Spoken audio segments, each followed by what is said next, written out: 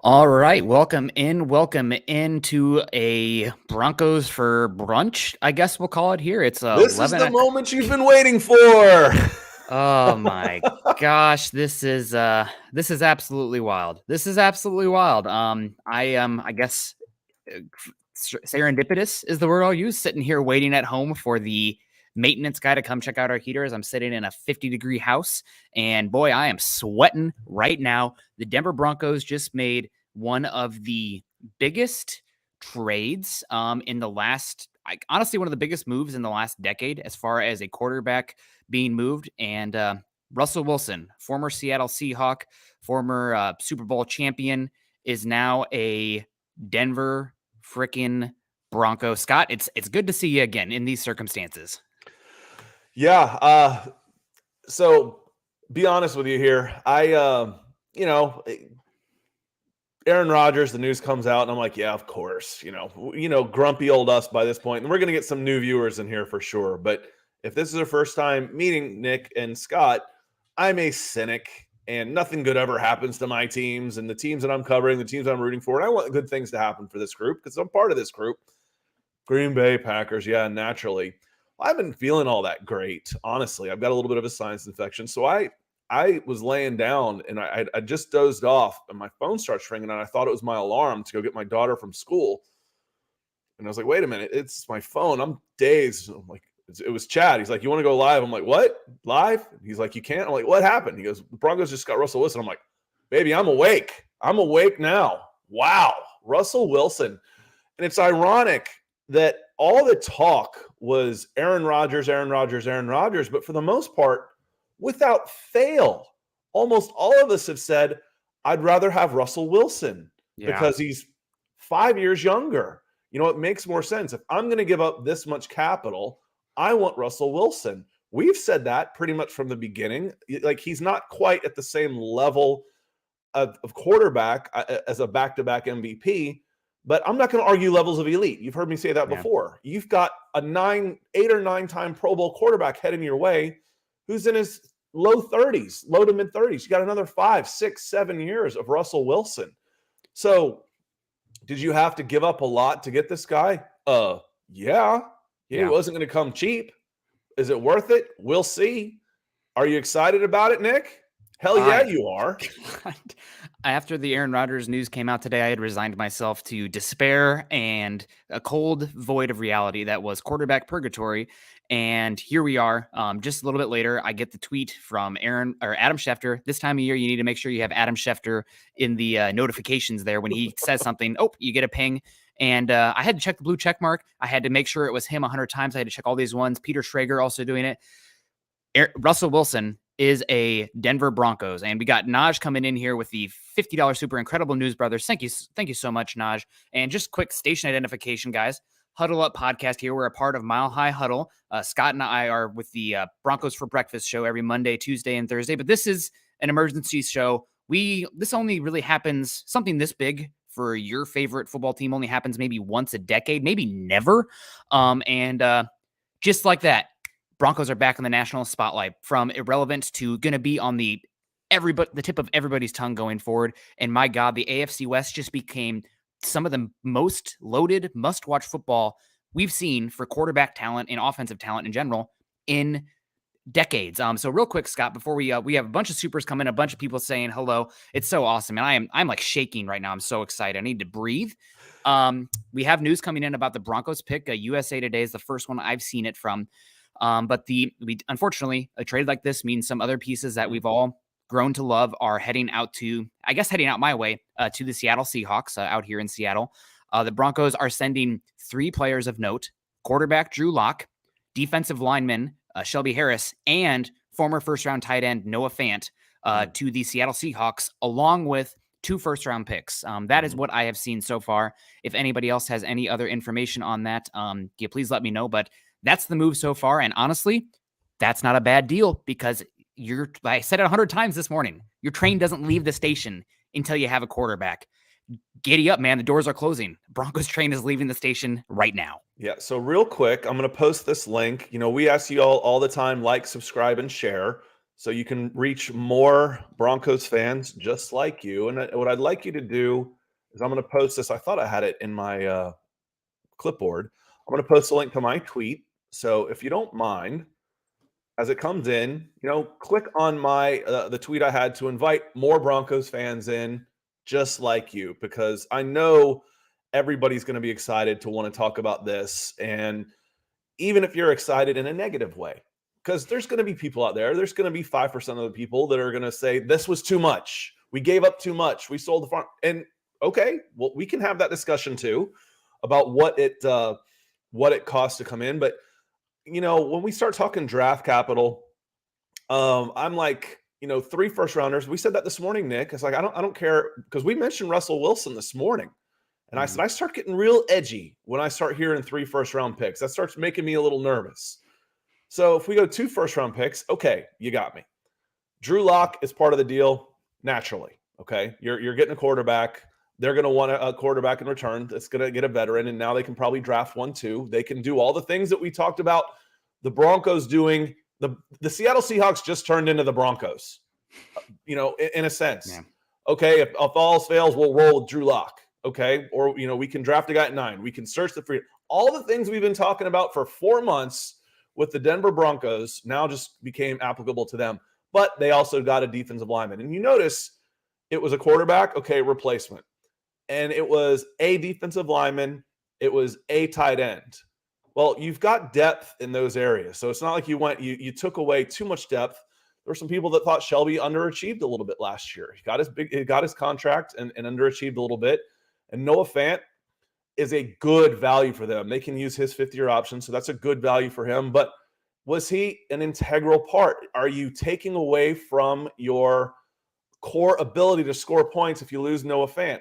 I still got Jerry Jeudy. I still got Tim Patrick. I still got Cortland Sutton. I still got Albert Okwuegbunam, Javonte Williams. I still got Michael Okwuegbunam. I can still pick up a Jelani Woods in the 3rd round or whatever I have left down here and bring in a rookie. I still have weapons. Now I've got my quarterback. Yeah, that's if this is what it comes out to be. 2 in those 3 players, I think you should be pretty happy, Broncos country.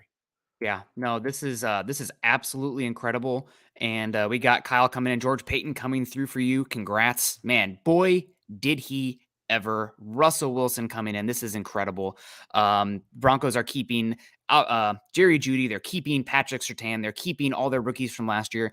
Yes, it hurts to lose Noah Fant. Yes, losing Shelby Harris is unfortunate. Yes, Drew Lock, still young, cost-controlled asset. The Broncos are also giving up, looks like 2 second-round picks on top of those 2 firsts, a 5th, Drew Lock, Shelby Harris, and Noah Fant, for Russell Wilson, and a 4th-round pick.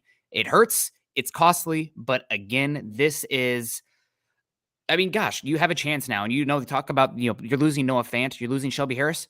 Guess what? You can bring in these veteran minimums now, these cheaper guys who want to come in and play with Russell Wilson. The Broncos have the cap space. It is a desirable location. So Greg Smith coming in. Nick and Scott, I haven't seen either of you in a while. Was waiting for all the speculation to settle down, and boy, does this settle down now. Yeah, you know what? It's as somebody who's a draft fanatic, I can speak for Scott on this one. I don't give a hoot that we don't have the picks that we don't have anymore, because football your team doesn't even matter until you have a quarterback. The Broncos matter for the first time in half a decade. They matter. They are going to be a threat. We'll see how it all works out. But man, I am over the moon. I'm so excited. Sam BBM coming in saying, wow, that's all. Thank you so much, Sam. We appreciate that. Gosh, man, it's incredible. So I guess the first thought here is George Paton making a move for a quarterback, one of the most seismic moves we've seen in the NFL landscape for a while, as far as the trade market, before the Broncos even have resolution and finality in the ownership room. I can't believe that they did this. Apparently it's been in the works for multiple weeks now. And here we are. Officially, Russell Wilson is coming to the Denver Broncos, 33 years old. It's probably going to come with a new contract. That's okay. The Broncos got room. They got pieces. They can still add to the roster as well. Man, so much fun. I can't believe this. Roy coming in. Is this really true, Nick and Scott? Am I dreaming? There's a lot of those. So I'm not hitting on everybody, but there's a lot of those coming in about, am I dreaming?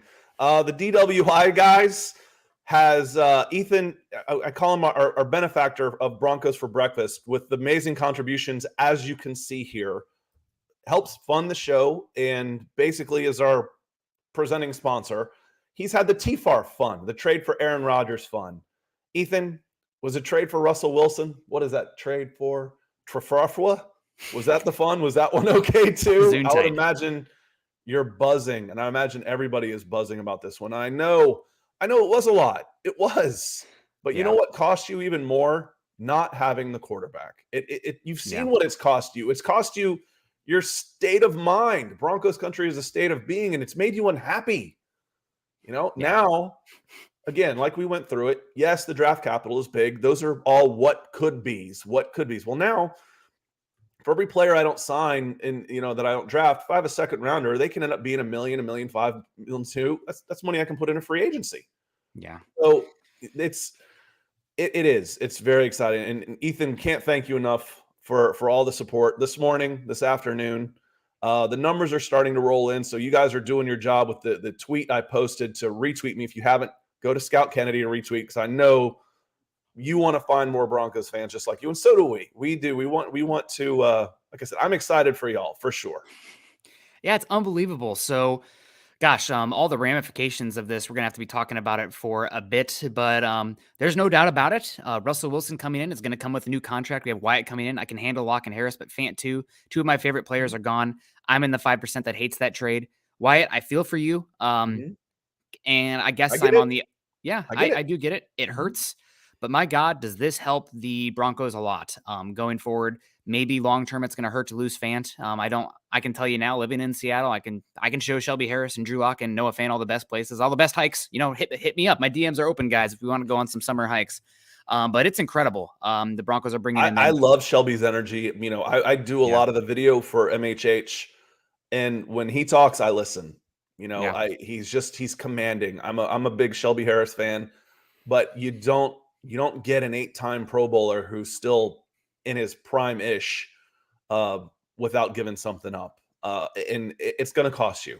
It is. So I understand. I get it that some people might not be thrilled about it. Russell Wilson goes out and throws for 4,500 yards and 35 touchdowns against 10 to 12 interceptions, and you're in the playoffs again. You're going to be all right with it. You'll come to grips. You will. Man, I just hard to believe, man. Hard to believe that this is actually happening. We got Shane Daniels coming. Wow, what a day. Now I need to rip off the lock name off my number 3 jersey and put it on Wilson. Paton is now officially the Broncos god. Yeah, this is amazing. I'm not at a loss for words. It's never been something somebody has said about me, but I don't even know what to say. Still processing it all. I guess we can say, leaning on the news that we are losing. Shelby Harris tweeted out the sad emoji. It is a bummer for him because you're talking about Noah Fant, you're talking about Drew Lock, Shelby Harris, guys who have been here through the bad years, so to speak, in Denver, and now they're not going to be a part of this, which is a major bummer. But man, things are bright here. That's the league in the NFL. Sometimes that happens. Maybe now we're talking about, earlier we said Von Miller, is he going to come? He's not going to come unless Aaron Rodgers comes.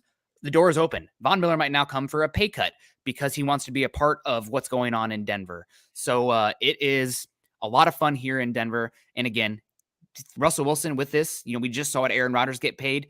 Be prepared to cover your eyes, plug your nose when the news comes for whatever Russell Wilson's contract is going to be. It's going to be a lot.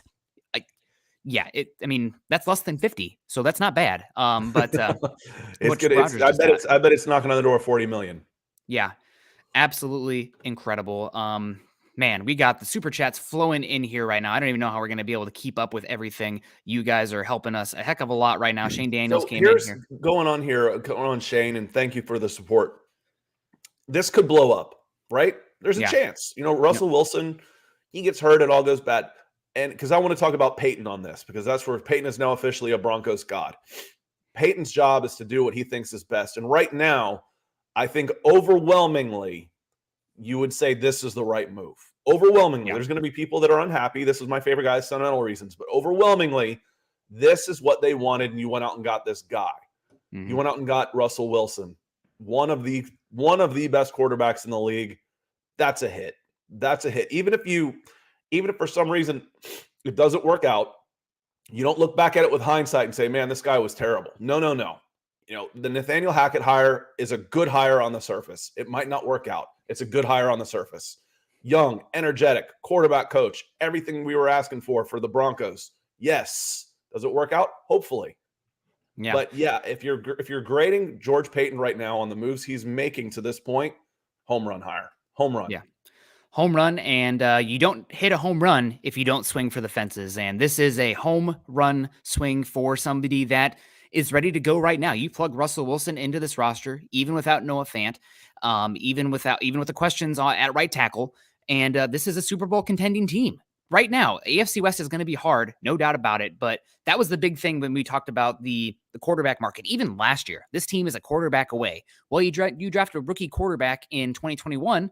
Maybe you start to enter your window now, but it's more of a 2023, 2024 proposition for those guys last year. This year, you're talking about 2024, 2025. The Broncos roster is set up outside of the quarterback position prior to this move, set up to win the Super Bowl today. But the quarterback was not good enough, period. Nathan, thank you so much for the support. And Anthony comes in with some stars asking a question. I'm glad this is possible, but it's a big but. Is it contingent on Russell agreeing to the trade? Do you think he will agree to the trade? I don't think this has been done, and I don't think this goes public without him already having agreed. Yep. No way. You don't want to have egg on your face. There's no way you make that mistake where this goes public, this gets announced. Because, sending it to Schefter or Rappaport or Pelissero is the same thing as it going public. I mean, it's the same thing as an unofficial official announcement. That does not happen unless he's already green-lighted it. So yeah, it just doesn't. You can't do it. That would be the egg on both teams' faces so badly that this has been okay. I mean, you want the guy to be happy. I'm sure Paton has talked to Russell Wilson before all this is going on. They're making sure, is this going to be a fit? Is this something you want to do? It's like an interview process with the coach. Russell's got questions. Okay, who's going to stay? Is it going to cost too much to get me that we can't compete anymore? It's a thing that's been going on for now. I think Schefter said this wasn't related to the Aaron Rodgers news. This has been in the works for weeks. I believe part of that statement. Yeah, I do. I think this is, if Aaron Rodgers was on the table and they thought that we were going to get him, then they still would have gone after Aaron Rodgers. Yep. And Russell Wilson could have been the number one choice overall. It made sense. It's what we've been talking about overall, but the timing is way too coincidental. There's no way that this happens just a couple hours after Aaron Rodgers is completely off the shelf. So I think it's like we've agreed to do a deal if this happens, we'll pull the trigger, and both parties, everybody has said, okay, we're good. Yeah, guys, and we got Anthony coming in. I'm glad this is possible, but it's a big but. It's contingent on Russell agreeing to the trade. Read. It's happening. Yep, it's happening. Also, guys, I better buy my tickets now because the Broncos travel to Seattle next year for a Russell homecoming game in Seattle. And that'll be your chance. Again, there's social media. There's opportunities for you to say, Shelby, we loved you. We loved you while you're here. Drew, thank you. We loved you while you're here. Noah, wish we could have seen more. Go kill it in the NFC. Our favorite players are our favorite players. I mean, I root for it. I don't just root for laundry. Again, that's one of the reasons I'm usually an entrepreneurial type. But when it comes to the monopoly leagues that they play in that are closed billionaire boys club, I'm all about the labor, man. I'm very pro labor, pro player when it comes to my sports. I root for the players. Yeah. Absolutely. And we got Dehane coming in back to back. He came in this morning too. So good to see you again, Wilson. And we still probably have like 3 picks in the top 100. Yes, the Broncos still do have 3 picks in the top 100 this year. Absolutely incredible. So best day ever. Absolutely a best day ever. It's really awesome. Also, again, this is coming out from ESPN now. So, we're just all kind of living in the moment of everything coming out. But ESPN is reporting that Wilson was actually plan A all along. Hats off to George Paton, man. This dude he must have been a secret agent in the Cold War era, because I don't know any GM that's as cloak and dagger as he has been over his time in Denver. Once you think you're looking one way, boom, he pulls out the rug under you and does something even more dynamic, which incredible. David Wilder coming in here with the support. And the other news is, it does sound like actually the Broncos might pivot to bringing Von Miller back now, getting the gang back together. God, how brilliant. Oh yeah. It's like you talked about last time in the EPL. You send a player on a loan for a bit. You don't have room for him or you're not doing anything, but we're going to get him back at the end of the season. George Paton got a second and third round pick, and he paid for the salary as well. Second and third round pick for maybe bringing Von Miller back this season. Didn't make sense really before if you were going to draft a quarterback or bring in a Jimmy Garoppolo. You don't want to blow that kind of capital on a older rusher when you're not really going to be competing for championships. So we're 20 minutes in, Nick. We're 20 minutes in, Nick. If you want to recap for everybody where we are right now, because Juan came in and may have just joined us late. If you want to give us a quick recap while I'm scrolling through here. Yep.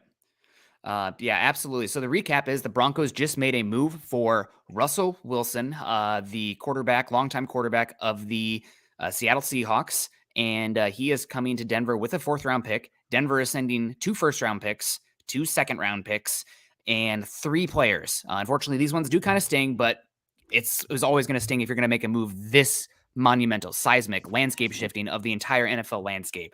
They send Drew Lock, quarterback, Noah Fant, former 1st round pick, and Shelby Harris. So definitely hurts you a little bit. The Broncos defensive line, which is already a little bit weak entering the season, gets a little weaker. But again, you have the quarterback now. You're going to be able to find guys in their 3rd contracts looking to chase a ring that want to come to play to Denver now. Denver is a destination NFL city. Now they have cap space. They have flexibility. They still have a lot of draft capital as well. Travis coming in. I absolutely love this trade. An elite quarterback will help make up for certain holes. Also, we still have good picks for this year as well. Absolutely. And it sounds like I'm getting more information here. The Broncos worked. This started 2 weeks ago, so kind of leading up to the combine. Things really heated up over the last 48 hours. And the deal clincher here, Broncos agreed, instead of sending Alberto Cuebanam to the Seahawks, they upgraded to Noah Fant. So you don't let the difference between Alberto Cuebanam and Noah Fant keep you from bringing in Russell Wilson. So, and frankly, that's a lot closer than you think. Again, the difference in that is game by game. Yeah. You know, on certain days, Alberto's having a better game than Noah Fant. Looking forward to seeing Noah Fant. It's not like he didn't play. Like, the narrative that, he was wasted in this offense. Maybe, but, he still had 66 catches. I'd like to see him catch the ball on the run more instead of, hooks and trying to stop a big tight end. We've talked about that a little bit. But yes, Eli, appreciate the support coming in. As long as you didn't give up Judy or PS2. Patrick Surtain was a bit of a deal breaker for me. If I'm sending you 2 picks and Patrick Surtain, again, what is Patrick Surtain worth? Patrick Surtain's worth 2 first rounders alone. He's a hit. First round picks are maybes. I think. This is what I hope. This is what I project. You got a 22-year-old, then you don't give that guy up. So I'm with you on that one. And Wombat coming in with a super saying the free agency is going to be really important with this one, with this trade. Yeah, it is. I'm like, this is what it's like covering an alpha team. Oh, that's interesting. Instead of a selling team like I've seen forever, where maybe you didn't get Aaron Rodgers. We'll just go out and get Russell Wilson then. Oh yeah, that's all. No big deal. Awesome, man. As Miss Sweet says right under here, awesomeness. Yes. Yeah, absolutely. Yes, Miss Sweets. Awesomeness. Oh my God. And it's really kind of funny here. When the Aaron Rodgers news was first announced, Jerry Jeudy tweeted out a kind of sad looking sideways face, which kind of spoke to how many people were feeling about the Broncos quarterback room. And then just a little bit ago, he tweets out the biggest smiley face we have ever seen with also, we lit now. So Broncos fan, who's really excited? Those pass catchers, the people on the offense. Broncos fans have been watching paint dry, as you like to call it, suffer ball for the last 6 years. Things have just gotten so much more fun. And my God, I need to get a George Paton tattoo or something on my face. This dude is incredible. We need to see how it plays out from here, but this has just became one of the most exciting off seasons we've had in a while. And I know Scott and I have typically on Mondays like to do mock draft Mondays. Those might have gone into the dump, the fire bin, except for on Scott's channel on Wednesdays. But I don't care. Russell Wilson, baby. Oh no, I mean every time we've done one of those, everybody that covers the Broncos has basically said, "I'm hoping we're not picking here. I'm hoping we're not picking here." Well, guess what? You're not. You got Russell Wilson instead. And the thing is, it just makes so much sense. I don't want to give up all that draft. That's what I kept asking. I kept asking everybody the questions like, "Well, that's too much." Well, now we know. What was it going to cost? It was going to cost 2 first rounders, a couple second, third day picks, and 3 pretty good players. Yep. One was a replacement, was a 1-for-1, a quarterback and a quarterback. So in essence, 2 players. that you might count on somewhere else. I want to say Draymond Jones, but Shelby Harris and Noah Fant. Was that too much? Right now, no. In hindsight might tell us a different story. But right now, with all the information we have, and that's all you can go by, no, that's not too much. Yeah, and now we got there's my alarm to go get my daughter. So and Cortland already sent away. Wait, but hey, I'm gonna be talking Broncos at 2:35 Eastern. So need you to go get Hayden. This is incredible. Cortland Sutton now tweeting out gifs of evil mustache man laughing from SpongeBob. So that's a lot of fun as well. And gotta let me know, Scott, if my internet kind of dips here. I just got the 1 bar alert, but we got Tom coming in with the $3 super. Thank you very much. The super sticker. We also got, there's so many people in here. Thank you guys so much. 870 people. If you haven't done so yet, click the heart, click the like, react.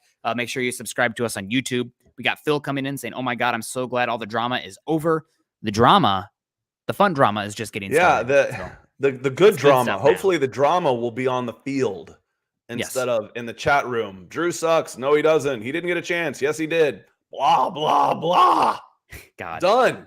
We're done with it. All right. Now it'll just be, did we give up too much? No, we didn't. Yes, we did. No, we didn't. Yes, we did. It's not going to matter a bleep on Sundays because we're going to be enjoying good football, explosive plays. Got to keep Russell Westbrook healthy. Got to let him cook. But I'm really excited. I'm also so excited what he can do with Hackett. Let's get to a few supers first because I want to talk a little bit about this offense, what it could mean going forward, some areas where it makes sense, this fit. So we got David Kilgore. Do you guys see us going out for Christian McCaffrey at all? If he wants to come here if the Panthers want to give up a 4th round or take a 4th round pick for him, then yes, the Panthers are looking for a 1st round pick plus a player for a guy who's missed, 23 of his last 30 games or something insane like that. No, that is a bad usage of investment. If anything, hey, how about Russell Wilson's former college teammate, Melvin Gordon, looking to come back for cheaper to play a team that he knows that he said he wants to come back on for a less than market deal to go chase a ring with his former teammate in a market that he knows and that he says he wants to join in. I think that's the one that makes more sense to me. Yeah, it would have to be cheap. Again, that's not a big need. As good a player as he is when he's healthy, I don't want to give up. You could go, say to hell with it. We're just going to go out and outscore everybody. But there's other places I would try and improve the team before I would try and bring in a running back receiver type. I feel like I'm pretty good there. Let's see what I can get at nose guard. Now I want somebody next to in Shelby Harris's spot. Now I need to be looking there for sure. Yep. I need to upgrade at edge. Do I get Von Miller, who will come in and, I need 17 weeks of Von Miller, not just playoff Von Miller. We call Leonard Fournette playoff Lenny. I need 17 weeks. So there's still questions. And those are a lot of the things, because we got to dip out of here in about 10 minutes, that building the Broncos tonight is going to be excellent for at 6:00 Mountain Time with Nick and Carl. But as George says, I think the overwhelming feeling is this is a great deal. Yes, it was expensive. Yes, there were good players involved. That's what it was always going to take to make this move. It was going to hurt. It's going to hurt. So, but hopefully a good trade works out for both teams. Russell Wilson wanted out. He wanted to move. He wanted to move out of Seattle. He wanted a fresh start. So he got what he wanted. Seattle wanted to get something in return. They did. They got 2 starters, a possible starting quarterback, and 2 first-round picks. Okay. That should be pretty good. So all in all, I think this was a deal that both teams can be happy with. Yeah, and Shane Daniels coming in with another super. Does this increase the Broncos' purchase price? It might. Doesn't hurt. You know what makes the money for those owners? Because a lot of it is league revenue share across the league. Those luxury boxes, the teams get to keep 100% of those. And those luxury boxes might have been getting a little bit thin next year if it was Teddy Bridgewater versus Drew Lock, revenge of the mediocre quarterback battle. That's now you got Russell Wilson in there. There's going to be intrigue. There's going to be demand for those guys. We got Tom coming in with $2. Thank you so much, Tom. We appreciate you. William Goldsmith, George Paton, I love you. Me too, man. Me too. Return to glory from Claude. That's awesome. Great to see here. We haven't seen for a little bit. Who? Yvonne. Yeah, it has been. We haven't seen Yvonne. I didn't realize that until I just saw his name. So Yvonne, welcome back with authority, my friend. Welcome back. Yep. Absolutely. And confirmed now, pick 9 for the Broncos, of course, but it's also pick 40. They are keeping the pick that they got from the Rams, pick 64. So that's when the Broncos will first be picking. You might have been talking about if there was a great quarterback in this draft or a couple of them, you might have been talking about giving up more than that 9 and 40 to move up to take a guy. So you got your quarterback. You got one who's good to go year one. Let's hit the ground running. Let's do it. We got Nathaniel coming in here, or Nathan, excuse me. Do you think Hackett's system doesn't need the tight end as much? Didn't see tight end featured in Green Bay much, and I don't think it was featured with Jacksonville with Thomas. Jacksonville with Thomas was more because of injuries and other things going on there with Julius Thomas there. And the Packers offense did use the tight end well, especially in the red zone with Robert Tonyan. It's just they didn't have a premium investment or really a true difference maker at the position. So I think you will see them use the tight end more, but it's going to be I believe, a very 11 personnel heavy offense. And you're going to see a lot of RPOs with Russell Wilson. It's going to be a shotgun centric offense. Again, this is if we're copy pasting what he did in Green Bay. A lot of RPO, a lot of shotgun, and a lot of working the boundary. So very much the antithesis of what we've seen with the 49ers with Jimmy Garoppolo, where it's a lot of middle of the field, over route kind of things. We're going to see them test the boundaries. And the only quarterback in the NFL over the last 3 or 4 years that has been as efficient and explosive on passing the ball outside of the hash marks, Aaron Rodgers and Russell Wilson. I think it's a phenomenal fit. I'm super stoked. I do think that, man, just buy now if you can on Tim Patrick, Jerry Jeudy, and Cortland Sutton, because these guys are going to be getting a higher volume pass game now, and rather than the protected ball that we had last year. And there's going to be some down the field explosive plays to be had because that's what Russell Wilson has made a career on to date. Dave from Georgia comes in, says losing Fant kind of hurts, but let's face it, he was a liability run blocking. Welcome to Broncos country, Russell. I don't know. I don't want to, sour grapes this one. I think we're all pretty excited about what Noah Fant could do again for me, big and fast. Dave, you've probably heard me say this before. If he had better lateral movement, quick movement, that type of thing, he would have been playing defense. That's where the twitched up athletes go. If I've got a straight line guy who's fast, I want to get him the ball in motion. I don't want him to turn around and catch a button hook and then have him start up again. So we didn't see him enough where he was catching them in drags, catching them in quick slants, catching them in seam routes where he didn't have to stop his momentum and start up again. So I want to see him get the ball. He had 66 catches. He did. And he was okay as a blocker. Was he the best? Either way, good luck, Noah Fant. Thanks for what you did with Broncos country. Good luck in Seattle. We're looking forward to having Russell Wilson, as you said. Welcome to Broncos country, Dave. I agree with you. Oh my gosh, this is incredible, man. This is awesome. So I guess, we're all kind of letting the dust settle right now while we're getting through some of these supers. I sincerely believe, from Naj again, I sincerely believe this will turn out to be the greatest trade in Broncos history since John Elway, even better than the champ trade. Wilson is a stud, and this gives our receivers the opportunity to be the best in the league. Yeah, I'm a pretty big realist, but let me just breathe in. I feel like I've been in a Seattle winter since years now with the Broncos football situation, and the sun just departed, and we have a beautiful spring day emerging with the hopes of summer on the horizon. So typically I'm a realist, but right now's the time to believe. This is also a move from the Broncos organization, George Paton, saying he believes now is the time. You don't make this move unless you believe now is the time. So hell yeah, one of the greatest trades that have been a bit. We'll see how it plays out, but there's no reason to not be super excited. I'm going to take Naj's pick, and I'm going to roll his right here with the receivers, the best in the league, and roll this just back a little bit. We want to talk about general manager George Paton playing 3D chess. Yeah. And I took umbrage with the fact of some people complaining of signing these wide receivers and then wasting them with Teddy Bridgewater and Drew Lock throwing the ball. And I kept saying, anybody that wanted to listen, these guys are signed for next year. Next year, you sign them now when their stock is low because the quarterback play has been bad. You get week 8 and you're trying to re-sign Cortland Sutton and Tim Patrick with Russell Wilson throwing the ball. Their price may have doubled. So you got them locked up to team-friendly deals, and then you got your quarterback. How brilliant is that, Nick? I mean, it's really brilliant. You're paying them, like you said, for the future. And we saw and again, sorry, I asked you a question, then I'm going to interrupt you. It told me from the very start that these guys were sold, that Paton sold these guys. We're going to have a quarterback next year. Yeah. We're going to do what we can. We're going to move heaven and earth, gentlemen, to make sure that we've got a quarterback for the next 3 years. Yeah, this is They incredible. believed him, and they signed it. The money helps, but they could have gone out and tested free agency, let their contracts run. They could have done all those things. Yeah. But instead, they chose security. They chose trust. And by God, George Paton deliver. Anything he tells these guys from now on, believe it. Believe it. Man, this and is... I love this from Reggie. You can go ahead and do this one, Nick. Yeah, in the words of the Rams general manager, F them picks. F those picks. Yeah, absolutely. Yeah, the picks are great, but they're only ever as good as the player that you select, and they're also really only ever as good as the quarterback you already have on your roster. So now the Broncos got one, and we're cooking, baby. We're cooking. Mr. Unlimited. Do all the cheesy stuff in Denver, Russ. I don't even care. It's great. Go on the, was he on Oprah the other day saying he wants Sierra to have more kids? Do whatever you want, man. It's incredible. Sell your concussion water. I don't know. Mark Johnson coming in. Heck yes. I know I'm no longer have to watch the Seahawks game to see my favorite player, and my favorite player is now a Bronco. That's incredible.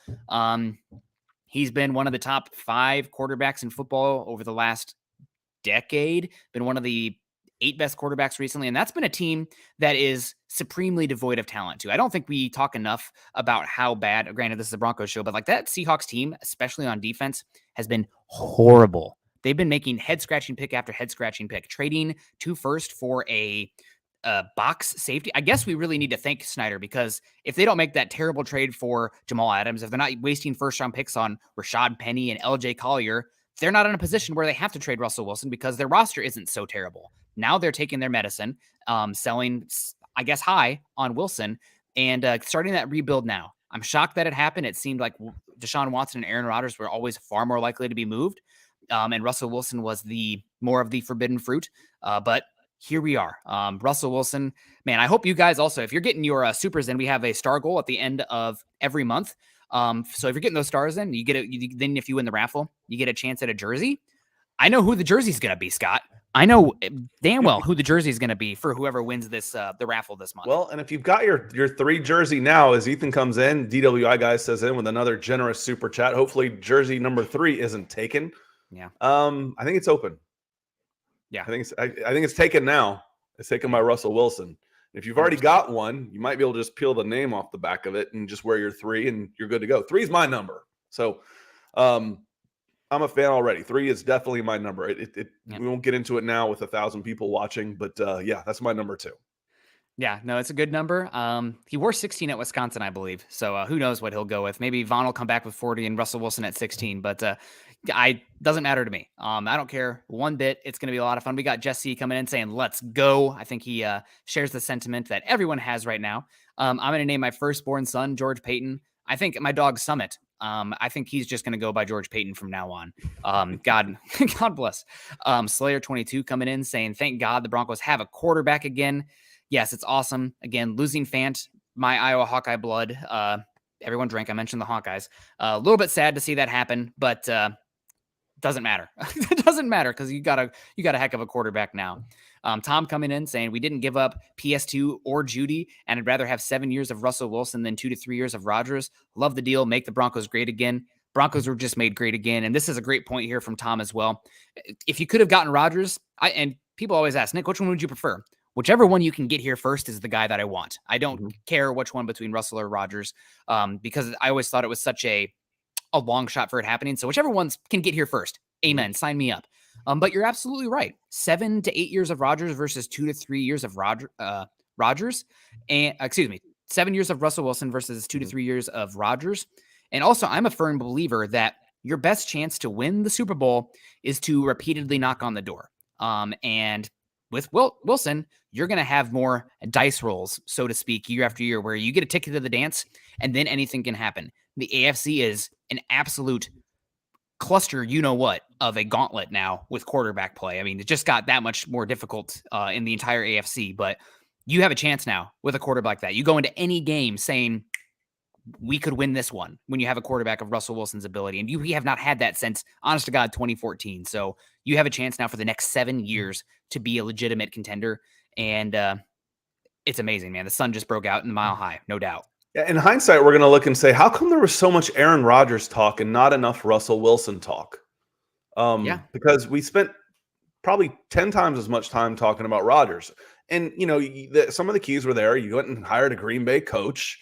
The talk. And even to be fair to me asking this question, the guys, I think it was Pat McAfee and said flat out, it was either, and this is what Zach has been saying all along, I truly believe it was either Green Bay, Denver, or retirement. And it turns out those were the three. It was going to be those three. Yep. And it was tough to choose between those as well. Yeah, we got Jim coming in too. I feel like they hemorrhaged too much. I'm okay with the picks and even Drew Lock and Harris, but Fant hurt a bit. Hopefully Albert Okwuegbunam is who we think his ceiling is. Okwuegbunam still has 2 years of control left as well. And this is a pretty deep tight end class in general. That being said, if you're a true believer in football analytics like I am, and seems like George Paton is as well, while the tight end is valuable, it doesn't offer nearly the EPA accumulated over a season that a wide receiver does. You want your tight end to be able to move the sticks, be a red zone guy, and be a good blocker from 11 personnel. But I don't believe in completely loading up at the tight end position. So, and also now, because again, you have Russell Wilson here, I'm guessing you can find a guy closer to the end of his career that wants to come in and be a mercenary. And you know what? Load it up with mercenaries. That's what the Buccaneers have done, and they had pretty darn good window. That's what the Rams have done. They've won a Super Bowl. So, mercenaries, whatever you want to call it, bring in good players for short term for less than market value because guys want to come play with Russell Wilson. There were 5 guys at the combine that ran 4.65 or better. Yeah. That not everybody ran. So, you can replace speed. I know it's not 4.4, blah, blah, blah. I know. Yeah. But, again, the difference between 4.52 and 4.45, that's a half a step of anticipation. I'll take the football player. That's fast enough. That's fast.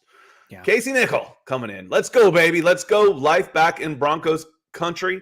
George Paton is the GOAT. It's going to be hard for me to get, you're talking about, Nick, when we were leading off about, this is a once in a lifetime type of trade, a type of blockbuster deal for your team. And I think you may have said in the NFL, I mean, seriously, yeah, this is a once a generation type of trade, period. Yeah. Period.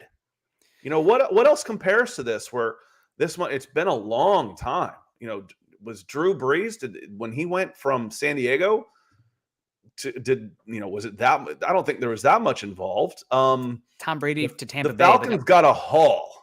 Falcons got a haul when they sent the rights to draft Jeff George to the Colts. I think they ended up with Andre Rice and Chris Hinton and a first round pick. And then they ended up getting Jeff George back anyway. That was a haul because Chris Hinton and Andre Rison were freaking good, multi-time Pro Bowl players.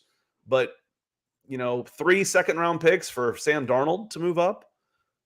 This was a big one. This definitely was a big one for an unproven commodity as well. I mean, this is the Rams trading for Stafford, but you have a much more proven quarterback. But I mean, honest to God, without Russell Wilson, that Seahawks roster the last 2 years, I think is pretty comparable to the ineptitude that Stafford had a lot of times in Detroit. So I'm ecstatic. I cannot wait to see. I'm also so happy that the Broncos went with an offensive coach in this regard. I know that Dan Quinn has a relationship with Russell Wilson, but now you have the stability long-term going forward for who knows how long. But if Russell Wilson and Nathaniel Hackett working together, I think it's going to be beautiful. Also, another tidbit here is that what's Russell Wilson going to look like in this scheme? The West Coast offense, the verbiage and everything. The Seahawks just last year brought in one of the right-hand men, the pass game coordinator, whose name's escaped me right now, to be the offensive coordinator for the Seahawks from the 49ers. So there is some translatable vernacular skills, concepts that Russell Wilson's going to be able to pivot off of with Hackett. And Nick, let me take care of some business real quick because we're at 44 minutes and we were supposed to end right about 45 minutes. That being said, producer Scott Kennedy here is going to go for a loophole. We just have to get off Facebook. We're going to stay live on Twitch and YouTube. We're going to keep this going with 950 people watching. So I'm going to drop the link in for y'all on Facebook. And if you can, come and see us over on YouTube. I'm dropping that in right now because we're going to have to disconnect our Facebook feeds so that we can start sending out more content that gets out there. So blame Facebook and their algorithms. But I'm going to send those out. So if you can, and you're watching now, and there's almost 200 people watching on Facebook right now. Come and join us over on YouTube. We hate to say, goodbye, But come and find us on YouTube on Mile High Huddle. I dropped two of the links in the big chats because we are going to have to disconnect on Facebook right now, but we are going to stay live on YouTube. So our Facebook friends, please come and see us. And YouTube, one moment, and we'll keep going with the content.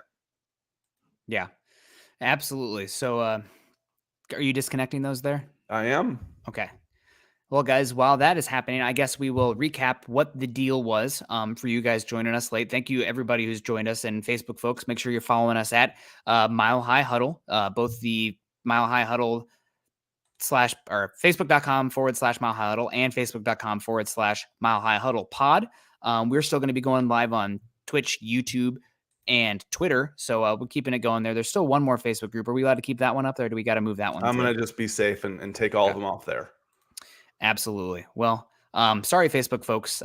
Zuckerberg will have to deal with content generators. We owe David Wilder and Rodney. I'm going to keep track of some of the guys. I'm going to write this down, Nick, some of the stars that we owe make goods to. So if you could cover me for just a moment, and I'll be right back. So yes, hello guys. I'm Nick Kendell. Thank you, Casey, so much for the big support here. And man, the vibes in Denver right now are immaculate. We also have Taylor Christensen coming in on YouTube, 99 cents. Thank you for all the support. We got Samaki Hill saying, what picks do we have in the top 100 and who do we get? Broncos are going to be looking for offensive line, no doubt, and a defensive line. Luckily for Denver, there are still going to be talented pass rushers and defensive linemen in the about pick 64, pick 75, and pick 96, all of which the Broncos still have. So that's amazing. But when you're looking at those positions, really at that point in the draft, you can't pigeonhole yourself to a singular position. You just need to let the board fall to you and try to get the best players possible.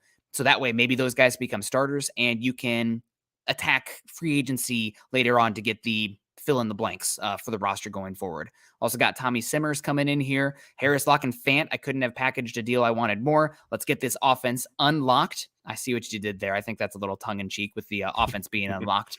But yeah, it's definitely going to be interesting to see what happens with Locke and Fant and Harris going forward. I do feel for those guys because, man, it would have to be a major bummer to be moved on.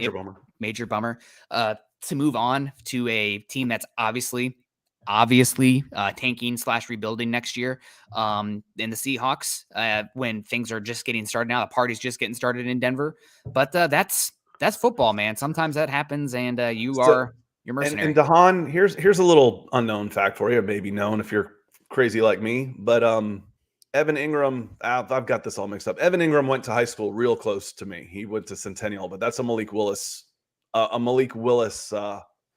connection. They went to high school about 5 minutes from each other, Centennial and Roswell. I think Evan was from Peachtree Ridge. Anyway, now that I've totally blown that because I was thinking I got Roswell quarterbacks in my head. And Reese coming in here, saving me. Thank you, Reese.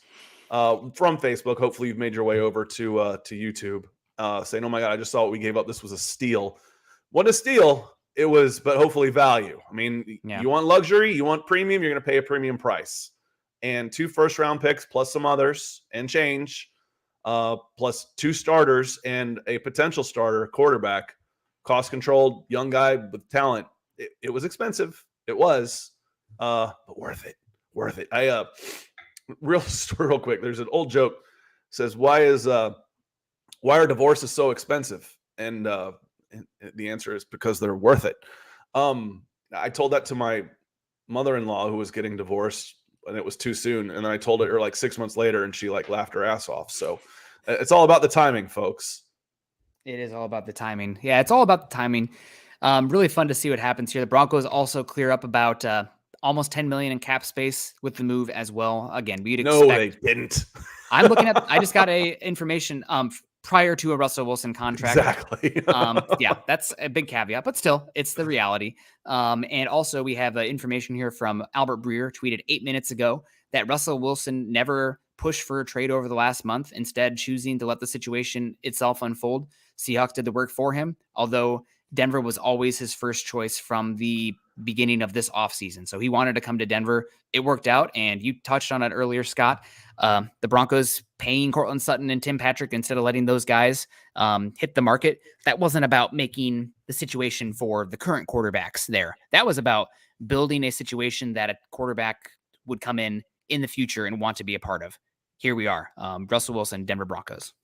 Yeah, and again, like we said, when the free agent deals were made, not free agent, I'm sorry, the re-signings of the wide receivers were made.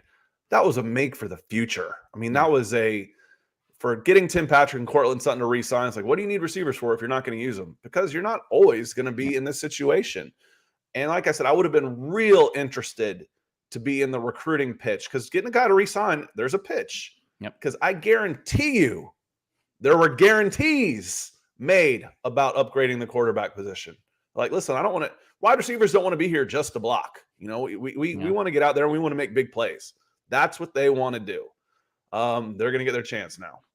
Yeah, 100%. Man, what a monumental change for the Broncos. I guess as a content creator, I'm a little bummed because the writing about mock drafts and whatnot has gone by the wayside. But as somebody who follows this team, excited doesn't even put it lightly. I've had a cheese stick today and like 3 cups of coffee, and I feel like I'm in like a delirium, but please don't wake me up from this dream. I do not want to be woken up from this dream.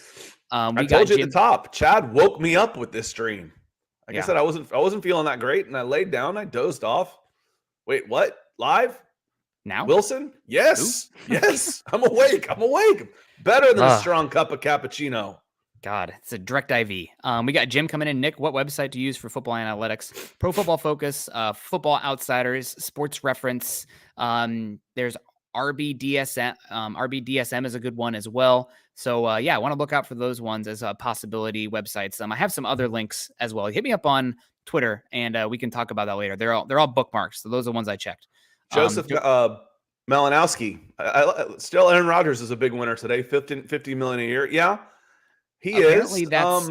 Apparently that's Aaron Rodgers tweeted out that that's not true. He hasn't signed anything yet. Okay. Either way, it's going to be in the neighborhood.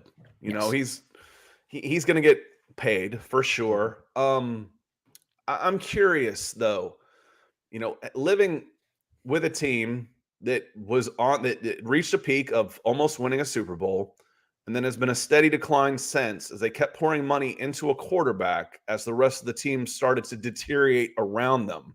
Yeah. $50 million into Aaron Rodgers leaves you the question: how can they build up a Super Bowl team around him? Can they? I mean, we already know what kind of mess they're in with cap. Okay, you just cleared a bunch of cap space in order to pay a guy you've already got. Mm-hmm. That's not improving your team. That's at best holding pat. And then maybe you can improve through the draft. I don't know who you can bring in through free agency. I don't know. So Aaron Rodgers is without a doubt a big winner, but are the Packers, we said this morning, Joseph, on Broncos for Breakfast, I firmly believe the Packers would have been okay with him retiring. Listen, we've got closure. We get $50 million back to pour into our team. The team I was referencing obviously was the Atlanta Falcons. I like Matt Ryan as a quarterback. I think he's really good. I would let him walk away for nothing if I could have his $50 million cap hit back to put back into the team. Do I want $50 million in available cap space, or do I want Matt Ryan? That's easy. Now, Aaron Rodgers is considerably better than Matt Ryan, and the pieces around Aaron Rodgers are better, but are they good enough? And if they're not good enough, and you're staying for, and you're a Packers fan, you're happy to still have Aaron Rodgers, but are the Packers the big winner today? We know Aaron Rodgers is, but are the Packers? Nobody's the big winner compared to us and the Denver Broncos. So forget about get back on topic, Scott. We don't care about the Packers today. Who? Aaron who? Go eat your ghee and cleanse your whatever from both your orifices, whatever you want to talk about. Eat clay with your girlfriend. I don't care. Russell Wilson is a Denver Bronco, and we're having some fun in here again. Thank God. Deshaun, I've always had fun with you guys, but now we can really have some fun and have some we can argue about the merits of different types of pass rushers rather than it doesn't matter because the quarterback's bad. God, it's so great. I'm head over heels. Deshaun coming in with $20 super. Thank you so much. Where does this put the Broncos in the AFC West race? To be honest, go Broncos. The wait is over. You think second. I think that, honest to God, you could put them at 1. You could put them at 2. You could put them at 3. You got to knock out the champ for me. You got it until you beat them. And I feel that way. I pick Alabama every year. They win every other year. Yeah. And I'll say, Georgia's a team to beat. Georgia's losing a ton, but consistently Kansas City has turned it on when they need to. They still have their quarterback. We'll see what they have and lost, but they started off slow, and it's like, but it's a 17-game season. This is more like baseball now, where 10-6. Okay, let the 10-6, the 11-7, the 11-6 teams get it right, and the team, and that's how these playoffs worked out. The teams we thought that all kind of milled around that 11-6 record, the teams that we thought were the good ones elevated themselves when it mattered. So for me, it's going to be Kansas City until proven otherwise, because they've earned that right, in my opinion. Nope, you're harshing on my vibes. Broncos number 1, baby. That's who the team to beat is now. All the media is going to be hyping up the Broncos too. Chiefs, that's old news. You know how the media is. They're fickle. Once you're, Patrick Mahomes, boo, you're boring. Loyal, dude. I'm super loyal. Yeah, I know you are, and you're definitely the voice of reason here. But and I typically try not to be, but this is one of the few episodes and moments where I am put into the wind. Where are the Broncos at? I think you can put them at 1C. 1B, whatever. I would put the Las Vegas Raiders firm and away last. They built a pretty good defense on one season, but Josh McDaniels, Derek Carr becomes the 4th best quarterback in the division. God, that feels good to say the Broncos don't have the worst quarterback in the division anymore. That's amazing. I say they are definitely first, and they didn't give away, I would argue, their most valuable chips either in a trade. For sure. Like, how the bleep do you trade for a top 5 quarterback and not give up Patrick Surtain, who's coming off one of the best cornerback rookie seasons we've seen in the last decade? How do you not give up Javonte Williams for a team that's losing Rashad Penny? I know running backs aren't that valuable, but he's already proven he can play. How do you not give up, Draymond Jones, who's one of your most unheralded best player on your defensive line last year, who's much cheaper, younger, ascending than Shelby Harris? I mean, we know how Seattle likes safeties. Yeah, it's incredible. Justin Simmons. I mean, obviously Simmons that's too. What I was speaking of. Yeah. If we're going down top players of, the starting 22 of the Denver Broncos, how long before we get to Shelby Harris and Noah Fant? 10, 8, 9? I would say 7 to 14 range, probably. And Fant does have a lot of value because he's young. He's just entering what his prime should be for a tight end.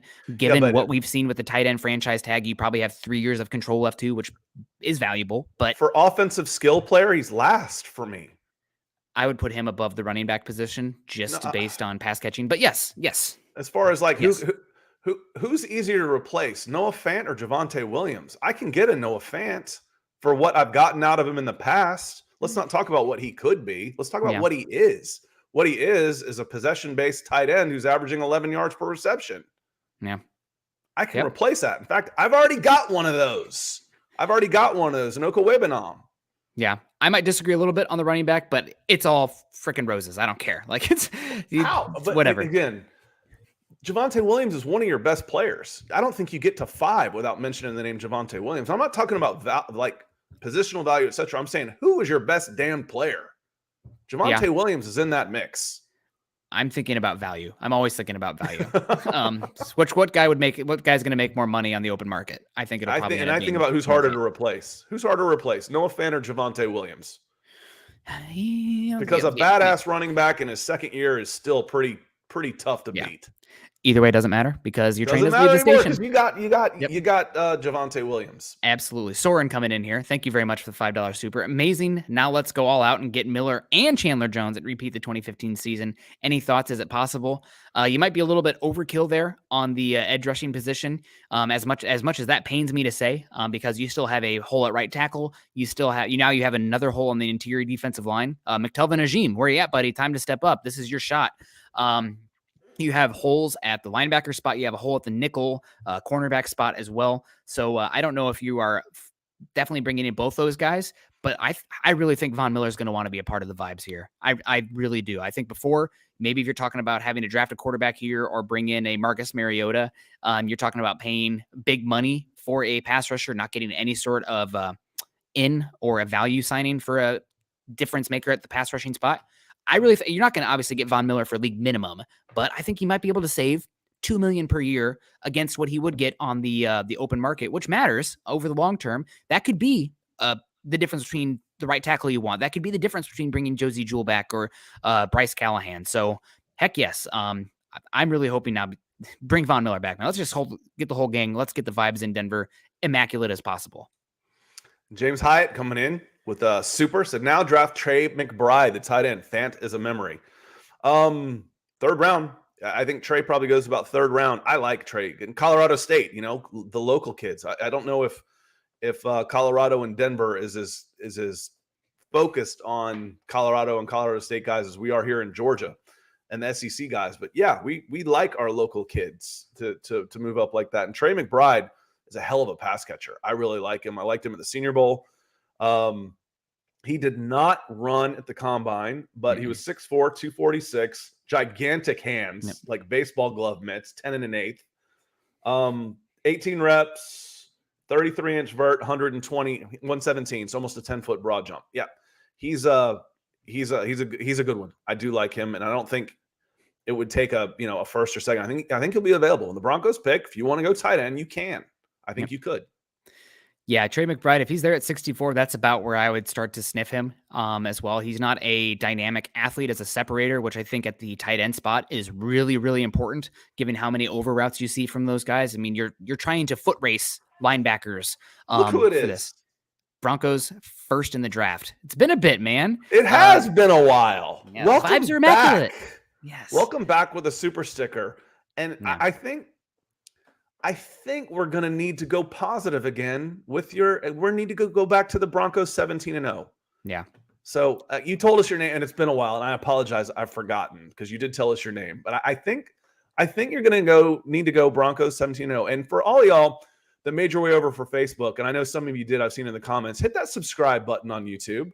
That helps me a ton personally because, when I get to say, hey, Chad, look what I did for you. Look, this should take us over 14,000 on subscribers on Mile High Huddle, which would be amazing. But that helps the channel. It helps me personally because I keep a close eye on those analytics. So thank you. Yeah. And I know we bumped about 150 viewers when I put that link in there from Facebook. So thank you all for coming over. And Broncos first in the draft. Next time I see you, I want to see something a little more positive. Since I know you went from 17-0 to 16-1 to hell with it. We're gonna have the number 1 pick. Yeah. Yeah. Welcome back, my friend. Welcome back. Man. And all these thoughts and dreams. I go to bed at night thinking about, all the different ways the Broncos can go in the first round. You're too young for that, dude. You should be thinking of other things when you're going to bed at night. I'm a psychopath. But it's incredible, man. Here we are. We also got all this support coming in right now. Like I said, if you guys haven't done so yet, make sure you hit that subscribe button. We also got Pino coming in with I'm going to get this one right. That's the Euro. 12-12 the Euro because it looks like it looks like an E. Exactly. Best part of this deal, my girlfriend will finally join me watching the Broncos game as an NC State fan. Hard to find TV companions here in Europe. That's awesome. Congrats to you on that one. And man, NC State, dark horse quarterback university. Phillip Rivers and now Russell Wilson as well. It's a pretty good group there, which is shocking. There's 30 years of quarterbacks right there. Yeah. Yep. It's almost like being a Packers fan. Yeah. Packers only had 3 quarterbacks in the history of their franchise. It's disgusting. Yeah. Yeah, this is amazing. And also, Aaron, I got Aaron Lynch coming in here. How about that Denver versus Seattle away game now, Nick? See you there. Beers on me. Cheers, boys. Yeah, that's a must-get ticket. That's going to be a very, very expensive ticket now because it's Russell Wilson's homecoming game. I'm there, man. The only caveat is I have a wedding that I have to go to. It's my best friend. I'll come up. I'm a big fan of Seattle. I'll come up. I'll catch a Sounders match, too, at the same time. Oh, man. Maybe I'll come up. I love Seattle. I'll be honest with you, Nick, though. Seattle is the only place in the United States I've ever not felt safe walking the streets. And I'm talking, I've been to Compton. I've been to Albany, Georgia. I've been to bad places in Houston, Texas. I've been through the Bronx and wherever, name it, in New York. And there are some people who have fried their brains wandering the streets in Seattle that make me nervous. I'm like, someone that wants to rob me, I understand them. Yeah. Someone that is completely toasted on whatever they've been frying their brains on. It's hard to negotiate logic with those people. They make me nervous. They're going to make me nervous too because I'm going to be wearing Broncos gear head to toe, and they're going to have to fry their brains with whatever football product they're going to have this year. Ugh. The DWI guys coming in $20. Wilson $24 million this year, $27 next. New deals in the works, very affordable. Absolutely, there is there's a new deal already in play. I wouldn't be shocked if there's a new deal announced in the next 48 hours. 48 hours for Russell Wilson. Mm-hmm. Yeah, it's incredible. And you know what? There might be another 48 involved in there too. Yep, absolutely. That being said, if the Aaron Rodgers deal has not yet been announced officially, I'm curious if Russell Wilson's camp would kind of just want to see what the market looks like, because that changes things. I don't know. If you're making 24 and you say, hey, I'm going to bump you 50%, let's go 36 to 40. Yeah. You know, I mean, there's an ego involved as well, but at some point you want to be good faith with your new team too. I don't want to come in cutthroat. You know, you're going to take me from 24 million to 27 million to 36 to 40 million. Yep. Let me go ahead and sign there. Yeah. There's something to be said for as an athlete, as whoever you are, when someone wants you this badly to join their organization, it's invigorating. It makes you feel good.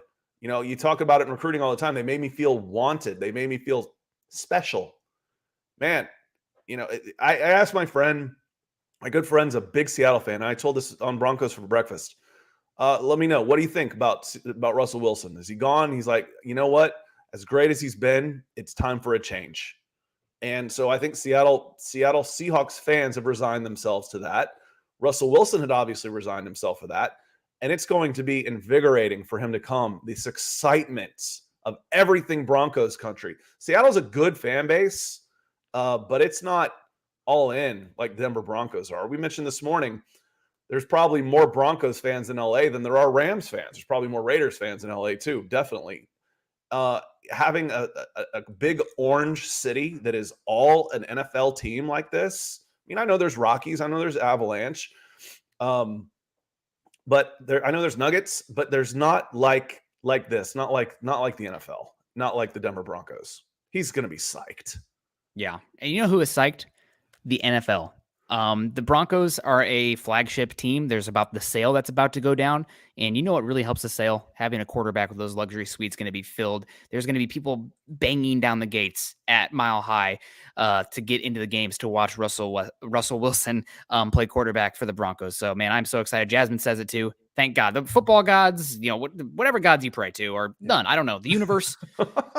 We have good football. Exciting football, meaningful football to be excited about for the Broncos going forward. And it's been so long. I mean, maybe it hasn't been that long. Maybe Broncos fans are a little bit spoiled going from John Elway all those years, 4 years of Peyton Manning that were bliss, and now whatever it's going to be with Russell Wilson going forward.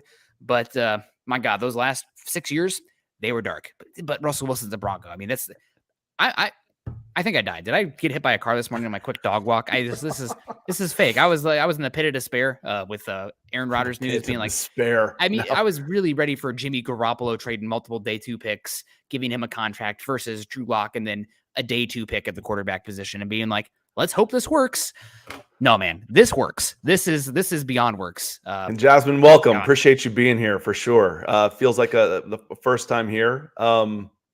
And welcome. We're happy you're here. David, thank you for coming in on here too. I wrote your name down. In fact, I even think I wrote the super down. You had a question. If you want to follow up, David followed us over from Facebook, where I left before I could get to your stars. Thank you, my friend, for having faith in us like this and coming over to the other side. If you felt like you were gypped on Facebook, we'll do our damnedest to make it up to you. I promise. So thank you for coming back. Don't talk about the Bronx like that, Jedi. The Bronx have changed a lot. So is Harlem. All those places have gotten so expensive that, it's all very different in New York. My point was what is Seattle at dark is a little scary. Seattle at night can be a little scary when they're doing open drug deals on the corners and, people are walking at you and they're screaming at the sky. That's a little different.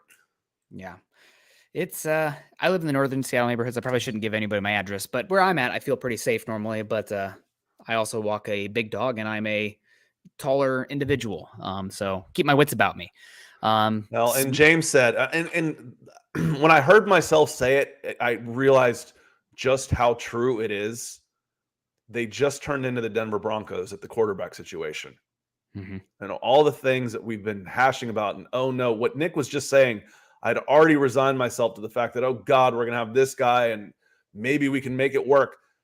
they at QB, the Seattle Seahawks just turned into the Denver Broncos, which at times has been a miserable conversation. It's just been tough. It's been I see the title and it's, oh God, it's another Drew Lock episode. No, please, no. But they said he has a good arm, Scott. That means he's the chosen one. It just has not been a perfect situation for him. I'm not saying he can't be, but he hasn't been, and there's no guarantee that he will be. Yep. There's a guarantee that you've got a guy with a track record. One of our very frequent posters, and here Jeff Noyes was talking about, you want to bring in a guy and he's not going to have to compete for the job. He hasn't earned anything. Russell Wilson, if Drew Lock was still here, Russell Wilson's earned it. And we said that at the beginning. If you bring in a guy that Drew Lock's not going to beat out, then he might request a trade. He might ask to be gone. So Drew's not going to want to stay. He's not going to be happy being a backup. He's going to get a shot at the starting position, and he probably will get a good one. At the very least, he could be the starter in Seattle while they use their newfound draft capital, to try and rebuild their team. The Broncos were ahead of the Seahawks everywhere but the quarterback position. Mm-hmm. So they can give up some of this draft capital, and they're not rebuilding. They're not trying to restock. The Broncos, from top to bottom, man to man, starting 22, and their backups, 44 players, were better than the Seattle Seahawks. Yeah. And this is a move to say, we're one player away. Are you one player away? Are you willing to give up this because you're one player away? Yes, we believe we are. Yeah. Goodness. Russell Wilson, Javonte Williams, potentially Melvin Gordon back, Cortland Sutton, Jerry Jeudy, Tim Patrick, Albert Okwuegbunam, KJ Hamler, who just reported yesterday is coming back fine. KJ Hamler, my comp for him coming out of the draft, Tyler Lockett, a guy who Russell Wilson knows how to use very well. Slot fades, they're back in business, baby. Quarterback with some down the field accuracy, something Denver hasn't had, in a while. Aaron Lynch coming in, $10 super. Maybe Russell cover up the markup on tickets. Good luck getting the secondary market tickets. I'm going to say that first. Could happen. I'll have the long walk through Belltown to the stadium, Scott. So I might not even make it there. Just Seattle problems. Yeah, Seattle's great. I love Seattle, but it's mainly because of the proximity to Olympic, the Central Cascades, North Cascades, fishing, hiking, blah, blah, blah. And also it doesn't snow here that often, which I quite enjoy. And Jasmine says, I'm always watching you guys. Just quiet. Well, don't be quiet. Come hang out. That's A, creepy, B, okay. But yeah, come hang out. It's totally fine. A lot of fun. We appreciate you hanging out with us and watching regardless. It's a lot of fun. But one thing I love about this community in general is just how devoted we are, and how, Scott and I are on here blowing hot air a lot. We have a lot of takes that'll probably be wrong. And that's fine. But we're high volume shooters too. So we hit some also. It's the Kobe effect. But overall, we appreciate the group and having different opinions. As long as you can back those up in reality and not get too emotional about it, we all want the same thing in the end. And we're all pulling the same direction right now, I believe. So Dave is one of the lost sheep that has come over from my channel as a Falcons fan. Dave's a fellow, grown up a fellow Atlanta sports guy, and says, "Are you a bit envious of moves like this?" So I've said before, y'all are spoiled. When I start hearing about long suffering and it's been awful, I'm like, y'all are friggin' spoiled. You don't have any idea what suffering is. So I mentioned earlier, Dave, I'm like, oh, so this is what it's like, following an alpha franchise. This is what it's like being a Braves fan in 1995 when you can just go sign Greg Maddux when he comes in. So it's been very rare. I remember that one time when Tony Gonzalez wanted to move to the Falcons because he thought it was a better chance to win. That's the only time that ever happened. The Broncos have earned this. They've earned it. When George Paton came out and said, we think we're in a pretty good place, and it felt like that the Broncos had their choice of who are the Broncos going to take at the head coach, because they were in the best situation. Jacksonville had to wait. The Jaguars had to wait. They were getting turned down before they even got interviews in. This is different. The Broncos are different, and that's a credit to Broncos country and the atmosphere and the stadium, the experience, the past. And to me, I want to touch on this one with Kapalua to John Elway. So, he says this is a bit embarrassing day for John Elway. It's what he should have done 5 years ago. These guys don't become available all the time. If you can, Kapalua, I would agree with you.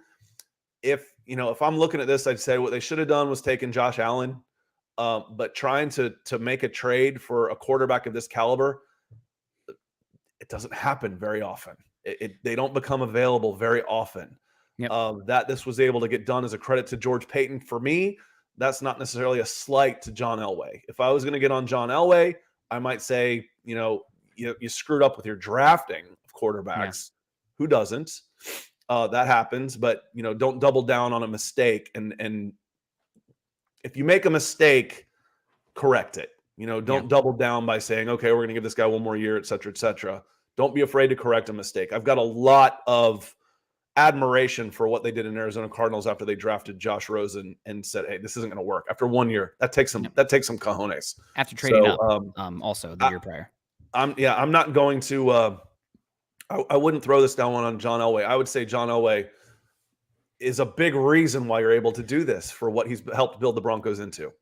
100%. Shelby Harris was brought on the Broncos during John Elway's tenure. The Broncos traded down from 10 to 20 to draft Noah Fant in a draft where they could have taken Drew Lock there. And then maybe this trade isn't happening because you don't have Noah Fant here to trade. The Broncos also under John Elway, a lot of people criticized him for not making the big move at quarterback. Shouldn't just make a big move at quarterback to make a big move at quarterback. That's what the Carolina Panthers have done the last 2 seasons. They're stuck in the absolute pit of misery. Only one top 100 pick this year, paying Teddy Bridgewater to play elsewhere last year, only getting a 6th-round pick back, paying Sam Darnold's 5th-year option. The Colts trading 2 first-round picks for Carson Wentz. What you do want, if you are going to make a big swing at quarterback, it better be for somebody who's damn well worth it. Otherwise, you're losing that flexibility.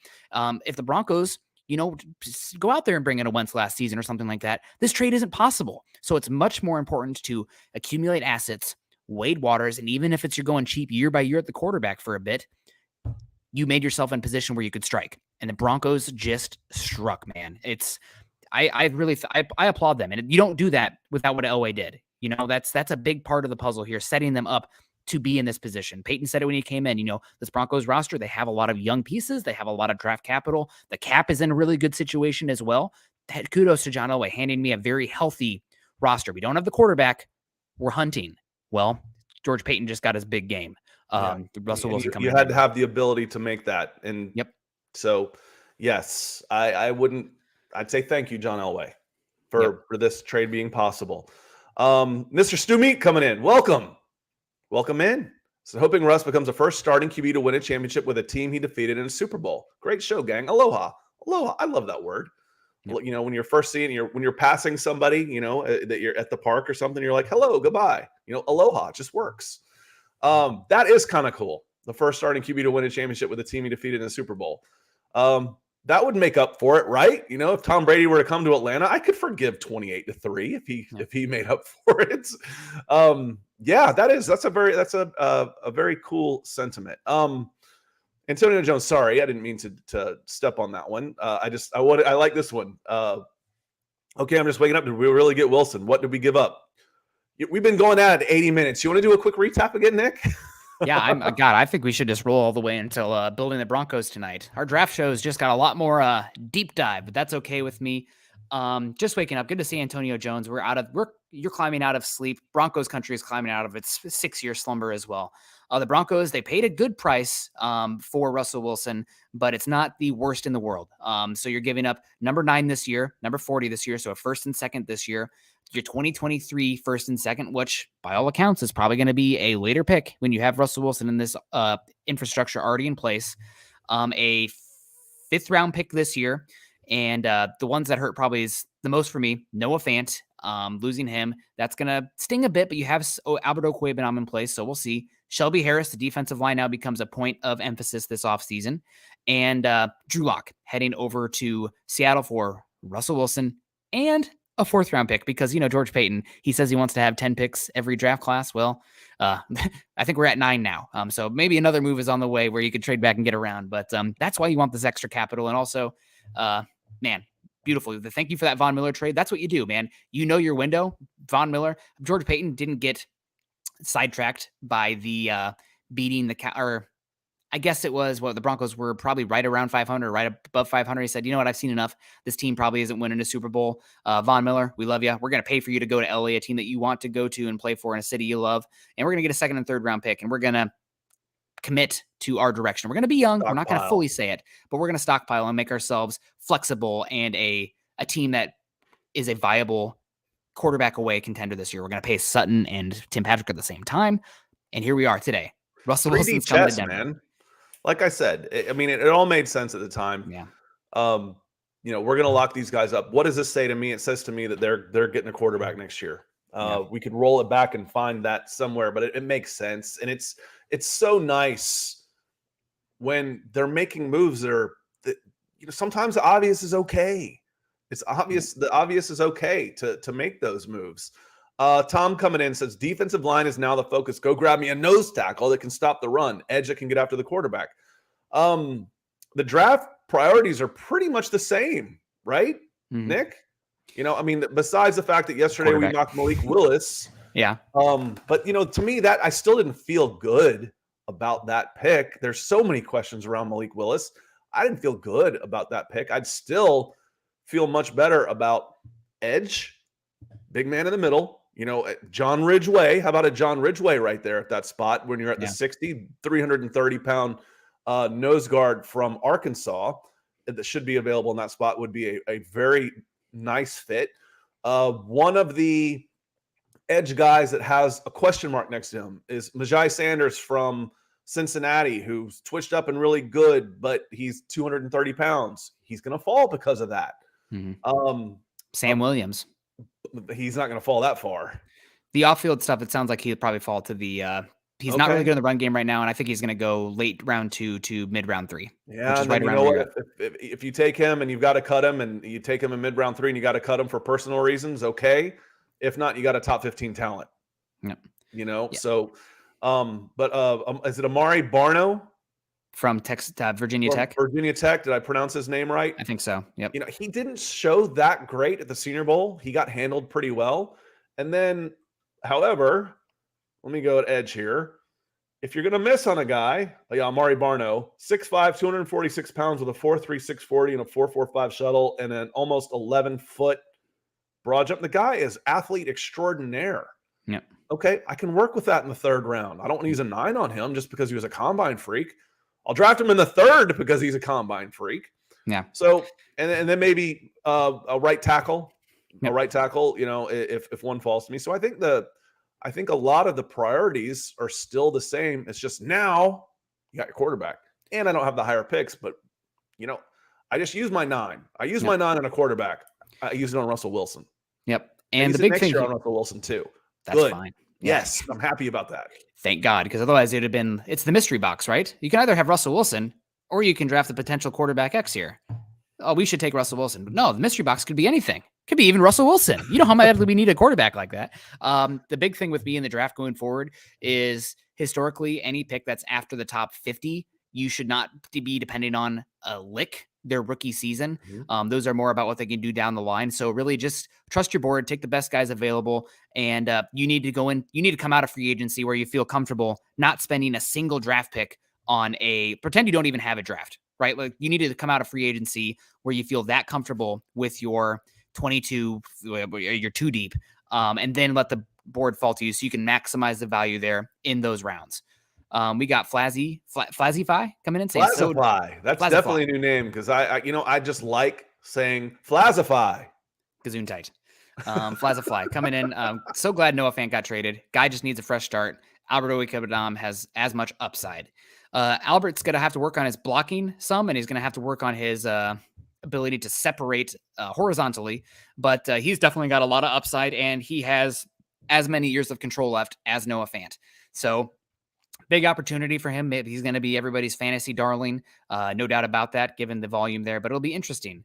And we got Addison coming in saying, what was the cost? I should just we went over that, Addison. So hopefully you got that. But basically, the players involved were Drew Lock, Shelby Harris, Noah Fant, 2 first-round draft picks. Again, we're at about 85 minutes here, so we might not do a draft show. We're getting our draft show in now, so we won't do an all-day draft show. It's like, yeah, Broncos aren't picking in this round either. We'll see in an hour. Yeah. We're going a little long now, and you know what? Worth it. God, so worth it. You guys are making it worth it too. Thank you for all the support that's coming in right now. We appreciate the heck out of you. We got Dave from Georgia saying, "Hey Scott, I'm from Athens, Georgia." So never been there, but probably northeast, about an hour and a half northeast of me. I'm just northeast of Atlanta. Athens is about 2 hours away from Atlanta, about an hour and a half. But so we're close. We're close. Athens is growing. Athens is becoming much more than just a college town. There's a lot of people flocking to Georgia, despite what the national media might have you believe. We're like, no, don't come here. It's awful. It's as awful as they say it is. Please don't come here. Yeah, well, housing prices are going through the freaking roof. So is traffic. Yeah, absolutely. I think Athens may be growing just because of gravitational pull. Holy cow. Speaking of new names, Gary, G-Dub.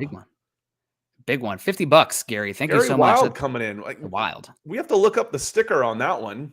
Yeah. Absolutely. Thank you so much, Gary, for your support. If you have any questions or anything for us, that'd be great. Also, I always love it when cordial people come in. Enjoy Russell Wilson, guys. Have a good season. Thank you very much. And God, good luck to Drew Lock, Shelby Harris, and Noah Fant here in Seattle. If they're looking out for somebody to have some sushi with up here or want to go on a hike, maybe do some trout fishing, I'm their guy. But they might be a little busy in football season. But Seattle's a good town. I love Seattle. You also Addison saying, also, let's go 100%. That should be the attitude. Also, yeah, SMG I went to fan, go find Gary, and so I wanted to say, wanted to say thank you to Gary again. That feels like a new name to me. So welcome in, like Jasmine, who came in earlier. Some people that are, some new names coming in, and this is the type of event that brings some new names. So I hope you are enjoying our video pod. Hit that like and subscribe so you can come see us again. We're on all the time. We're on. We'll be back on. Nick and Carl will be back on building the Broncos, and I think that'll be a good time for y'all to get into, what moves need to be made now. The free agency just became that much more important because I can fill some holes here. Right tackle, edge. Do I get another safety, or am I ready to go with Caden Stearns? Those should be all the questions that we should now have for building the Broncos tonight at 6:00 Mountain. Yeah. Absolutely. It'll be a lot of fun. This feels like a telethon at this point, but I don't want to be woken up from the stream. Also, I'm laughing at this Seahawk fan posting 43 we're going to go on timeout on that. Come in and say, what's 43-8, by the way? That's how the Broncos got beaten Super Bowl 48. Is that the score? Yep. I had no idea. So that's how much it mattered to, us neutral fans. We don't care. Yeah. And you know what? All I got to say is, cope much. Thank you very much for Russell Wilson. Honestly, it stinks in the moment, no doubt about it, but enjoy football mediocrity right now. He wasn't that good anyway. So yeah, that's my daughter's softball league. They have 12 teams and they're 10U and they're allowed to name their own teams. And there is a team that has just resonated with me just for this whole week with all these decisions and quarterbacks. They're the Sour Grapes. Yeah. Yep, absolutely. And we got King Prodigy coming in here. I'm a Seahawks fan, so I don't know. Is Locke any good at all? Any potential? Everyone record this one right now because I'm going to say good things about Drew Lock, and it's going to be a quick one. Drew Lock is a good athlete for the quarterback position. He possesses the frame that you want, and we saw it last year down the stretch. He was not only utilizing his arm, but his legs and scoring touchdowns, making big plays with his legs. He's got a very good arm with a quick release. And he's still young and cost controlled with tangible upside and improvement. So there's potential there. And this is a very, I wouldn't say it's a throw-in, but this is a dice roll for the Seahawks. Maybe you have something there. If not, guess what? It didn't cost you very much. You can move on from him at the end of the year, and it's going to be fine. So Locke has a chance to be good. He has the tools you want. There's been issues with ball protection. There's been issues with just the processing speed, the decision-making. There's been some talk that maybe his intelligence hasn't been up to par for what Broncos have wanted to do offensively, schematically, having to limit their playbook because Locke has had trouble with it. But that being said, maybe that's more of an issue on the offensive play callers, not working together in offense that could work with Locke, because there's plenty of quarterbacks who have issues like that the offensive coordinator figures out a way to make it work. So, yes, there is potential. There is potential. Is he good at all? Yeah, he is. And what will be good for him is a coach like Pete Carroll will be great for him. Pete Carroll is the ultimate positive guy. The energy that this guy has at his age, I wish I had it at my age. Mhm. So Pete Carroll will be very good for Drew Lock, where, go out and have fun, be yourself, be goofy, Mhm. and take advantage of that arm and throw some things. So yeah, there is some potential there. And Nick went through the reasons why it may or may not have worked out. He's got the physical upside that everybody salivates over. Can it click up here? It's the stuff that you can't see that is holding him back. The decision making, the pre-snap reads. Is it the dedication? I don't know that, but I do know the decision making has held him back to this point.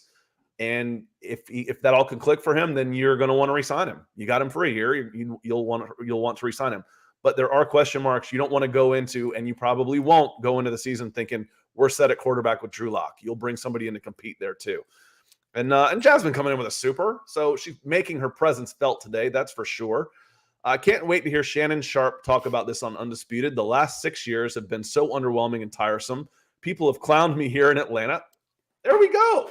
We got Broncos country all over the place here in Georgia. Yeah. Finally, I can brag again. And the reason why, Jasmine, the reason why anyone in Atlanta would clown on Jasmine and the Broncos is because most of the people in Atlanta aren't from Atlanta, and they're probably fans of a team that has won a lot more than the Atlanta Falcons fans. So notice she didn't say that Falcons fans were clowning on her, because they're not. Falcons fans aren't allowed to clown on anybody except maybe Saints fans. You got to clown on Saints fans a little bit. I mean, you definitely have the right to clown on some Panther fans right now. Panthers and Jaguars, but yeah, that's about it. We don't go out of the Southeast and clown on anybody. I promise you that. Yeah, and I'm getting a good laugh here out of one of our big benefactors for Broncos for breakfast. DWI guys, Ethan saying, so glad we don't have to talk about Locke anymore. And then, of course, we talk right about it because we get a question. It says, okay, the big thing with this trade with the Seahawks, though, is this is a Broncos channel, but the 2023 quarterback class at the top looks to be a lot better than 2022. You have Bryce Young and CJ Stroud, who are at the top of the list, but there's a lot of other quarterbacks that have some talent next year as well. The Seahawks will then have 5 first-round picks over the 2022, 2023, and 2024 draft that are going to give them a lot of flexibility to maybe go up and get a quarterback. That might be the year to do it. Also, I don't think the way the Seahawks team is set up, I think Russell Wilson was the Dutch boy with 10 fingers in the dam, holding back the complete collapse of the infrastructure there and drowning the town. Seattle now loses that quarterback. I'm guessing this is a team that, I mean, they're probably going to be one of the Vegas favorites to be picking number 1 overall next year. NFC West is really tough. The defense doesn't have a lot of difference makers, and now you lost a quarterback. One of the biggest shifts in quarterback ability in the league. So here's where the Broncos sit now with their picks. You see 1, 2, 3, 4, 5, 6, 7 picks according to Mock Draftable. But the Broncos have a 64, 75, 96, 113, 114, 144, and 248.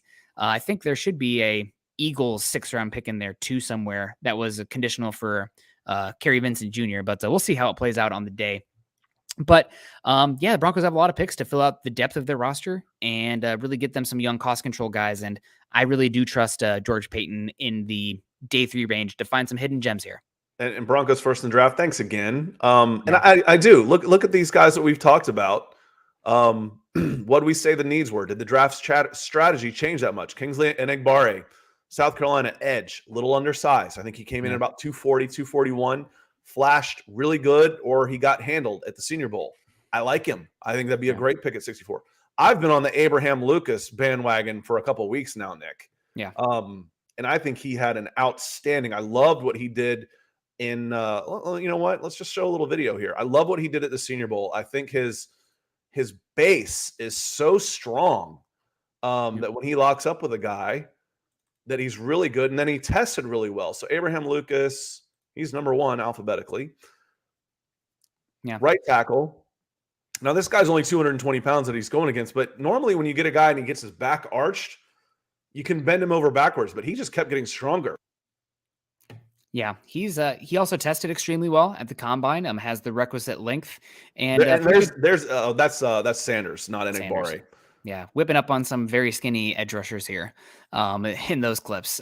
Abraham Lucas also loved the bit about him at the podium session at the combine, saying he got in big trouble his freshman year when he pulled out the guitar and started rocking Slayer's Raining Blood in his freshman year dorm. That's one of his favorite college memories. So a lot of fun. Megadeth killing is my business, and business is good.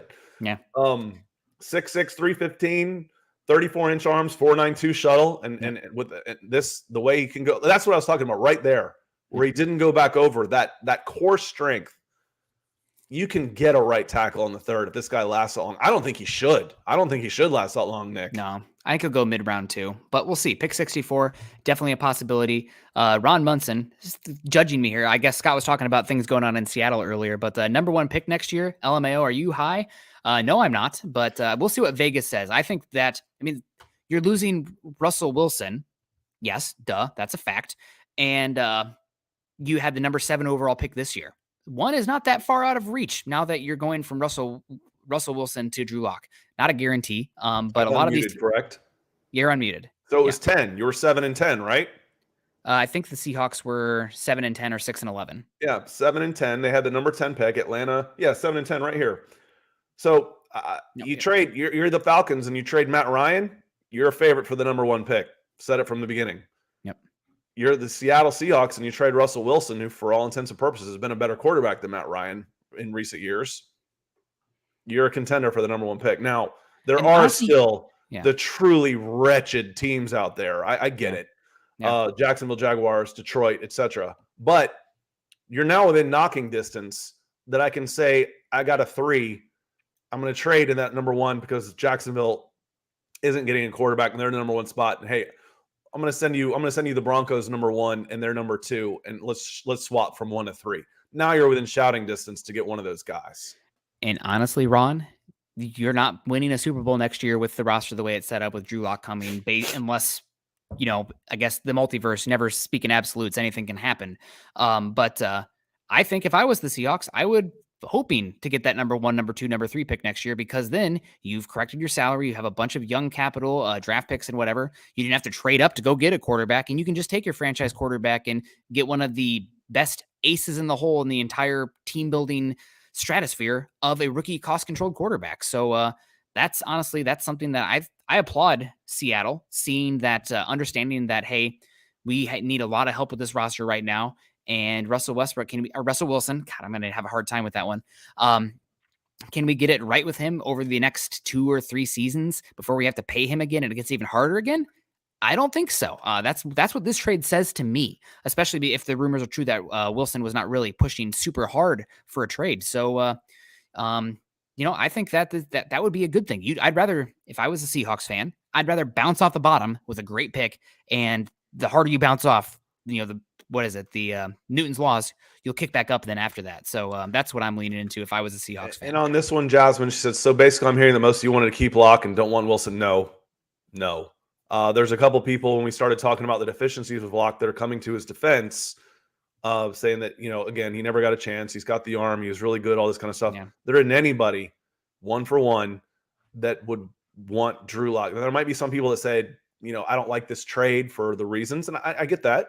But there isn't anybody here, not the biggest Drew Lock stan in the world, that thinks he's a better quarterback than Russell Wilson or has more potential even in the next 5 years than Russell Wilson. Not a 1. And if they are, then you're just being disagreeable to be disagreeable. Speaking of which, where is Colin? Oh, man, he saw his shadow, and he's 6 more weeks of winter. No, just kidding, Colin, if you're hanging out. We appreciate Colin. He always keeps our chat very lively. So I guess, Scott, before we probably start to wrap it up here, we do have a bunch of supers, and man, we really appreciate everybody coming in here. One I see here from Zorn76, $20. Another new name. Welcome, Zorn. Appreciate you. And if you guys are enjoying the content, make sure you stick around. We're going to be live again at 6 o'clock with an episode. Right now, it's supposed to be building the Broncos. I could see it end up being Chad and Zach in the end, but who knows? But I'm fine to go again. I mean, heck, man, let's keep the content rolling. I'm on a freaking fever dream right now. That guy asked me, "Are you high?" I'm high on life. I'm gonna have to call in a lefty or something. My throat can't handle another hour. So I'm shaking him off. I'll never forget covering the draft last year, 3 days in a row, going about 8 hours a day, and then doing a show after the day 3 was over with Eric to combine it all up. We're psychopaths, man. We're football sickos. Zorn coming in $20. Russell Wilson will be more effective in Denver than Seattle at this point in his career. Locke is a non-starter Band-Aid. Carolyn Schneider will be gone in 2023. All very, very possible. Lock's probably going to get a chance in Seattle now, and I hope that he gets it. I really like Tyler Lockett. I like DK Metcalf. I like Will Dissly there. I like Dwayne Brown. I like a lot of those guys in Seattle. That's my hometown team here, up here in the Pacific Northwest. But definitely Russell Wilson. This is a better situation, a better environment for him to take his game to the next level and really put himself into the stratosphere of the elite quarterbacks. Unfortunately, the roster around Wilson was starting to deteriorate. Bad moves, bad trades, bad contracts, bad drafts. And now he kind of gets to reset in a new city. And he's going to bring an energy with him. He's also going to bring an expectation from going from Teddy Bridgewater to Drew Lock, last year. Say what you will, but the energy, the expectations change. Everybody's going to have to be on their A game because it's going to be demanded from them by Russell Wilson. The eyes are on the league, and putting in a half-ass effort isn't going to be accepted anymore. If you do that, you're gone. So expectations can't change, attitude changes, the energy with Nathaniel Hackett in the room changes. It's a new day in the Mile High City. I said by week 6 of last year that team had quit on Vic Fangio. Yep. And it's all different now. It's all different now. Looking at this, Zorn, the second part of this, Carroll and Schneider will be gone in 2023, and you're going to have lots of extra capital. You're going to have the pieces to rebuild. And that's the good thing. If you're on the way down, hit bottom, but make sure you've got the tools to come back. And that's what you just did. If you were that was, we said it a zillion times, and it's a cliche for a reason. Better to trade a guy a year too early than a year too late. You just got some really good pieces to rebuild. And now I make this a very attractive place to get a new coach and a new general manager, if that's what it comes to. Hey, why don't you come in here? We got a nice young core. We got plenty of draft capital. Got some money in free agency. So I think it's pretty good. And Jeremy coming in. It's the first time I've seen your name today, Jeremy, or at least close to it. So welcome in. Glad you were able to make it with us today. So we stole Russ. This deal was crazy in our favor. Steal is a little strong for me. Without a doubt, I think you paid a premium for a premium player, and that's what it's going to cost. I don't think it was too much. I don't think it was too little. I think it was just about right. Just about right.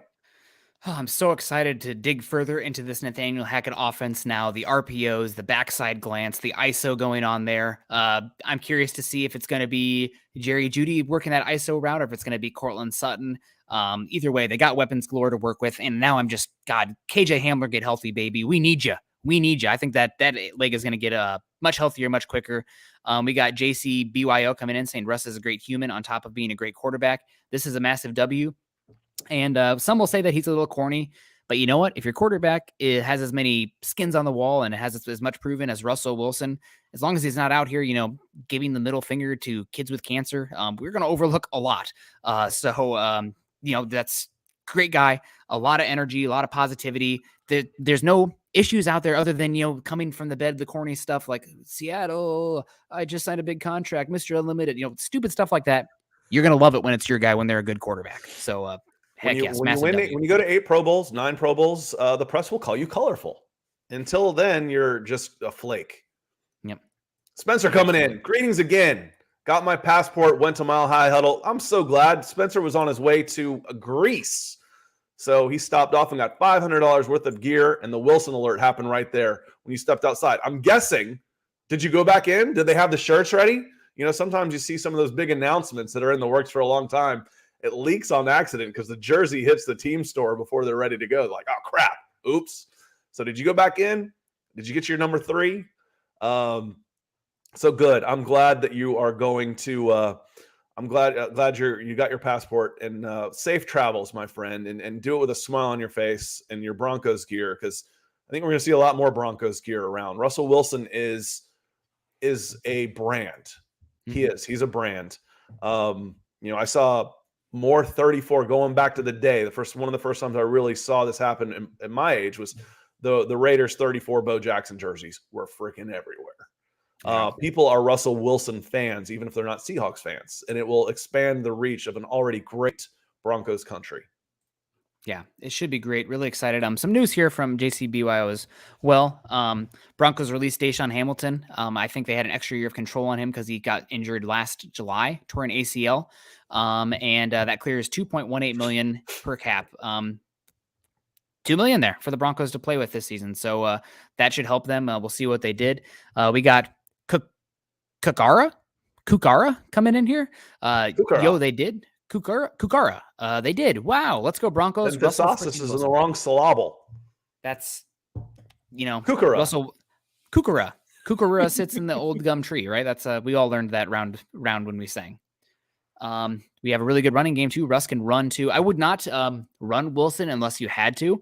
But one thing that Russell Wilson has had issues with, and if you watch it, if you look at his heat map of where he throws the football, he doesn't really utilize the middle of the field. That's where the height actually is kind of a concern with him, because sometimes he has a hard time seeing over the line of scrimmage and getting the ball there. But if you look at what Nathaniel Hackett did last year with Aaron Rodgers, there's not many teams outside of the Kyler Murray Arizona Cardinals that voided the middle of the field pass game for the boundary. And that's another reason why I think somebody like moving on from Noah Fant, does Noah Fant have less value in our offense with Russell Wilson, because you're utilizing the middle of the field, the seams, less with Russell Wilson. It's going to be more of a boundary pass attack. So, again, it makes a lot of sense. It does suck to lose Fant and Drew Lock and Shelby Harris, and I wish them well, especially with those picks as well. Could have been a pretty darn fun player with the 9th pick this season. I don't care. We got a quarterback, baby. We just got a quarterback. I feel so much better about giving up this much capital. One, I want to echo what Ethan, the DWI guys here, is saying. The deal was right for a younger Wilson, but would have been too much for Aaron Rodgers. I agree. It should have been about not quite half, but maybe 3/5 of that if you're going after Aaron Rodgers. I was okay with 2 1s and a player, not 2 1s, 3 players and change. That's too much for Aaron Rodgers at his age. That's too much. I asked way back last week, people say it's too much for Aaron Rodgers, too much for Aaron Rodgers. I was like, what is? We don't know what it costs. If this was a cost for Aaron Rodgers, it was too much. It's not for Russell Wilson. This is about right. If I'm Seattle, if I'm looking at this from both sides, if I'm the Seattle Seahawks, I feel pretty good about this haul that I'm coming in. I got immediate help at tight end and defensive line. I got a possibility at quarterback, and I got some good draft capital to help rebuild my team.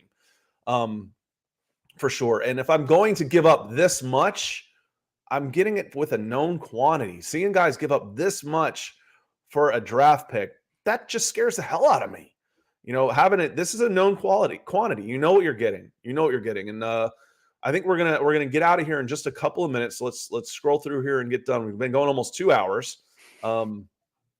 And we haven't moved, so I'm gonna have to get up here shortly. So we'll be getting going in a few minutes. So if you got any last questions or comments, make sure to get them in. Yeah, guys, really exciting here. The ramifications are going to be felt across the NFL. But what happens next for the Broncos? I would imagine a deal for Russell Wilson is right around the corner. Maybe Russell Wilson's camp wants to wait and see what's official for Aaron Rodgers, just to see what the market looks like, because that is going to shift the market for Wilson as well.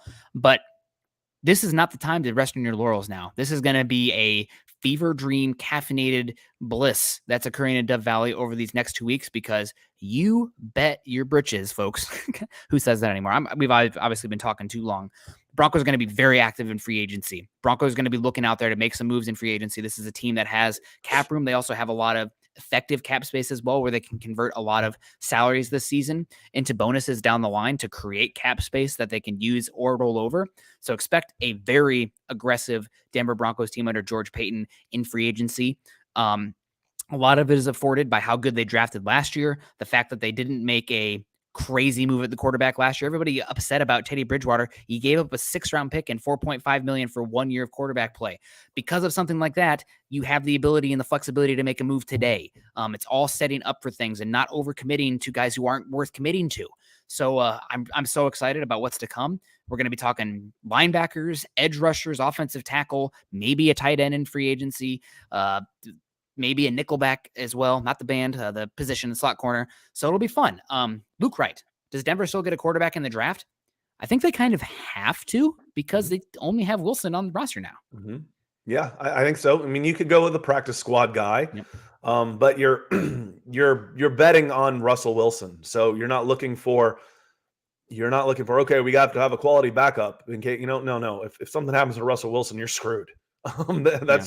And that's how most teams are, frankly. Who's got real good quality backup quarterbacks? There aren't a ton of them out there. Tom So Moore, offensive coordinator. Do you remember Tom Moore, offensive coordinator for the Colts under Peyton Manning? There was a pretty famous quote where he was asked, like, why aren't you getting reps to the backup quarterback? It's like 18. If that guy goes down, we're done anyway. So it doesn't matter if we're playing the backups. Like, and that's kind of how it is. But yeah, you could use a 7th rounder, or you could go and maybe Bailey Zappi doesn't get drafted, and you can sign him. You can sign one of these guys. Get the guy from Brown. Do I want a quarterback that went to an Ivy League school? In my quarterback room. Yeah. Yep. See if he's football smart as well as book smart, possibly. So yeah, I think you're adding quarterbacks for sure. Do you draft one later, 7th round? What do we say the picks were? 144 in the 5th and 248 in the 7th. Yes, 248 with your 7th round pick. You grab a quarterback, or you just wait and get one undrafted free agent. Yeah, the name to keep an eye on is somebody the Broncos keep getting connected to is Caleb Ellaby out of Western Michigan, probably going to go 4th or 5th round. He makes a lot of sense. Maybe they bring Brett Rippon back as well. That's a shout out to you, Kenneth Booker, who's probably one of the dozen people who is a big Brett Rippon truther out there. I don't think he's under contract right now, is he? I don't think so either, but I'm guessing he could come back pretty darn cheap. Yeah, it would be cheap. It'd be whatever the minimum is for however long he's been in the NFL. Yep, exactly. So, hey, maybe they go out and get Jordan Love for a 7th, going from backing up Aaron Rodgers to Russell Wilson. But guys, we're starting to run on fumes here. I feel like Scott is melting before our eyes. You hear the voice. You hear the voice starting to get scratchy. And I've probably said 10,000 words since today has started. Serendipity. I'm sitting here it's warmed up a little bit now. It's 58 degrees in my house with my heaters broken, waiting on the energy people to come and fix what's going wrong in the rental house that I'm in. But serendipity, because that meant I was able to sit here and hang out with Scott and you guys and talk and sit here and take in a historical moment in the history of the Denver Broncos, which is this team making a big move. And if I wasn't on camera, I'd be with you, Wesley. So happy I'm crying with the face. I mean, again, 6 years is not a long time in suffering of football fandom. So Broncos country can take resolve in that. And know that we always said, like, you don't know how long you're going to be here, so enjoy the moments when these things happen. Now that Russell Wilson's here, enjoy today. Enjoy these next few years. There's no guarantee what happens tomorrow. But football in the Mile High City is going to be relevant again. It's going to be fun again. And there is legitimate hope in the Mile High City for football for the first time since 2015. And I don't want to, not this, we're bringing in Joe Flacco. We still think he's elite. Oh, we paid Case Keenum. Oh, we drafted quarterback day 2. That's hope that is not on, that's built on sand. This is hope that's built on a rock. So heck yes. And we got Jeremy saying, I'm giving DWI credit for sending the good vibes and money all off season. So am I. Ethan, thank you so much. Oh man, we're back, baby. This is incredible. It's going to say we're going to have a lot of fun covering this team going forward. The offseason shows, the draft are going to be a lot more in depth. They're going to have to be, but it's going to be a lot of fun. And as Ben says, I'm feeling a little bit dangerous right now. So it's going to be a lot of fun.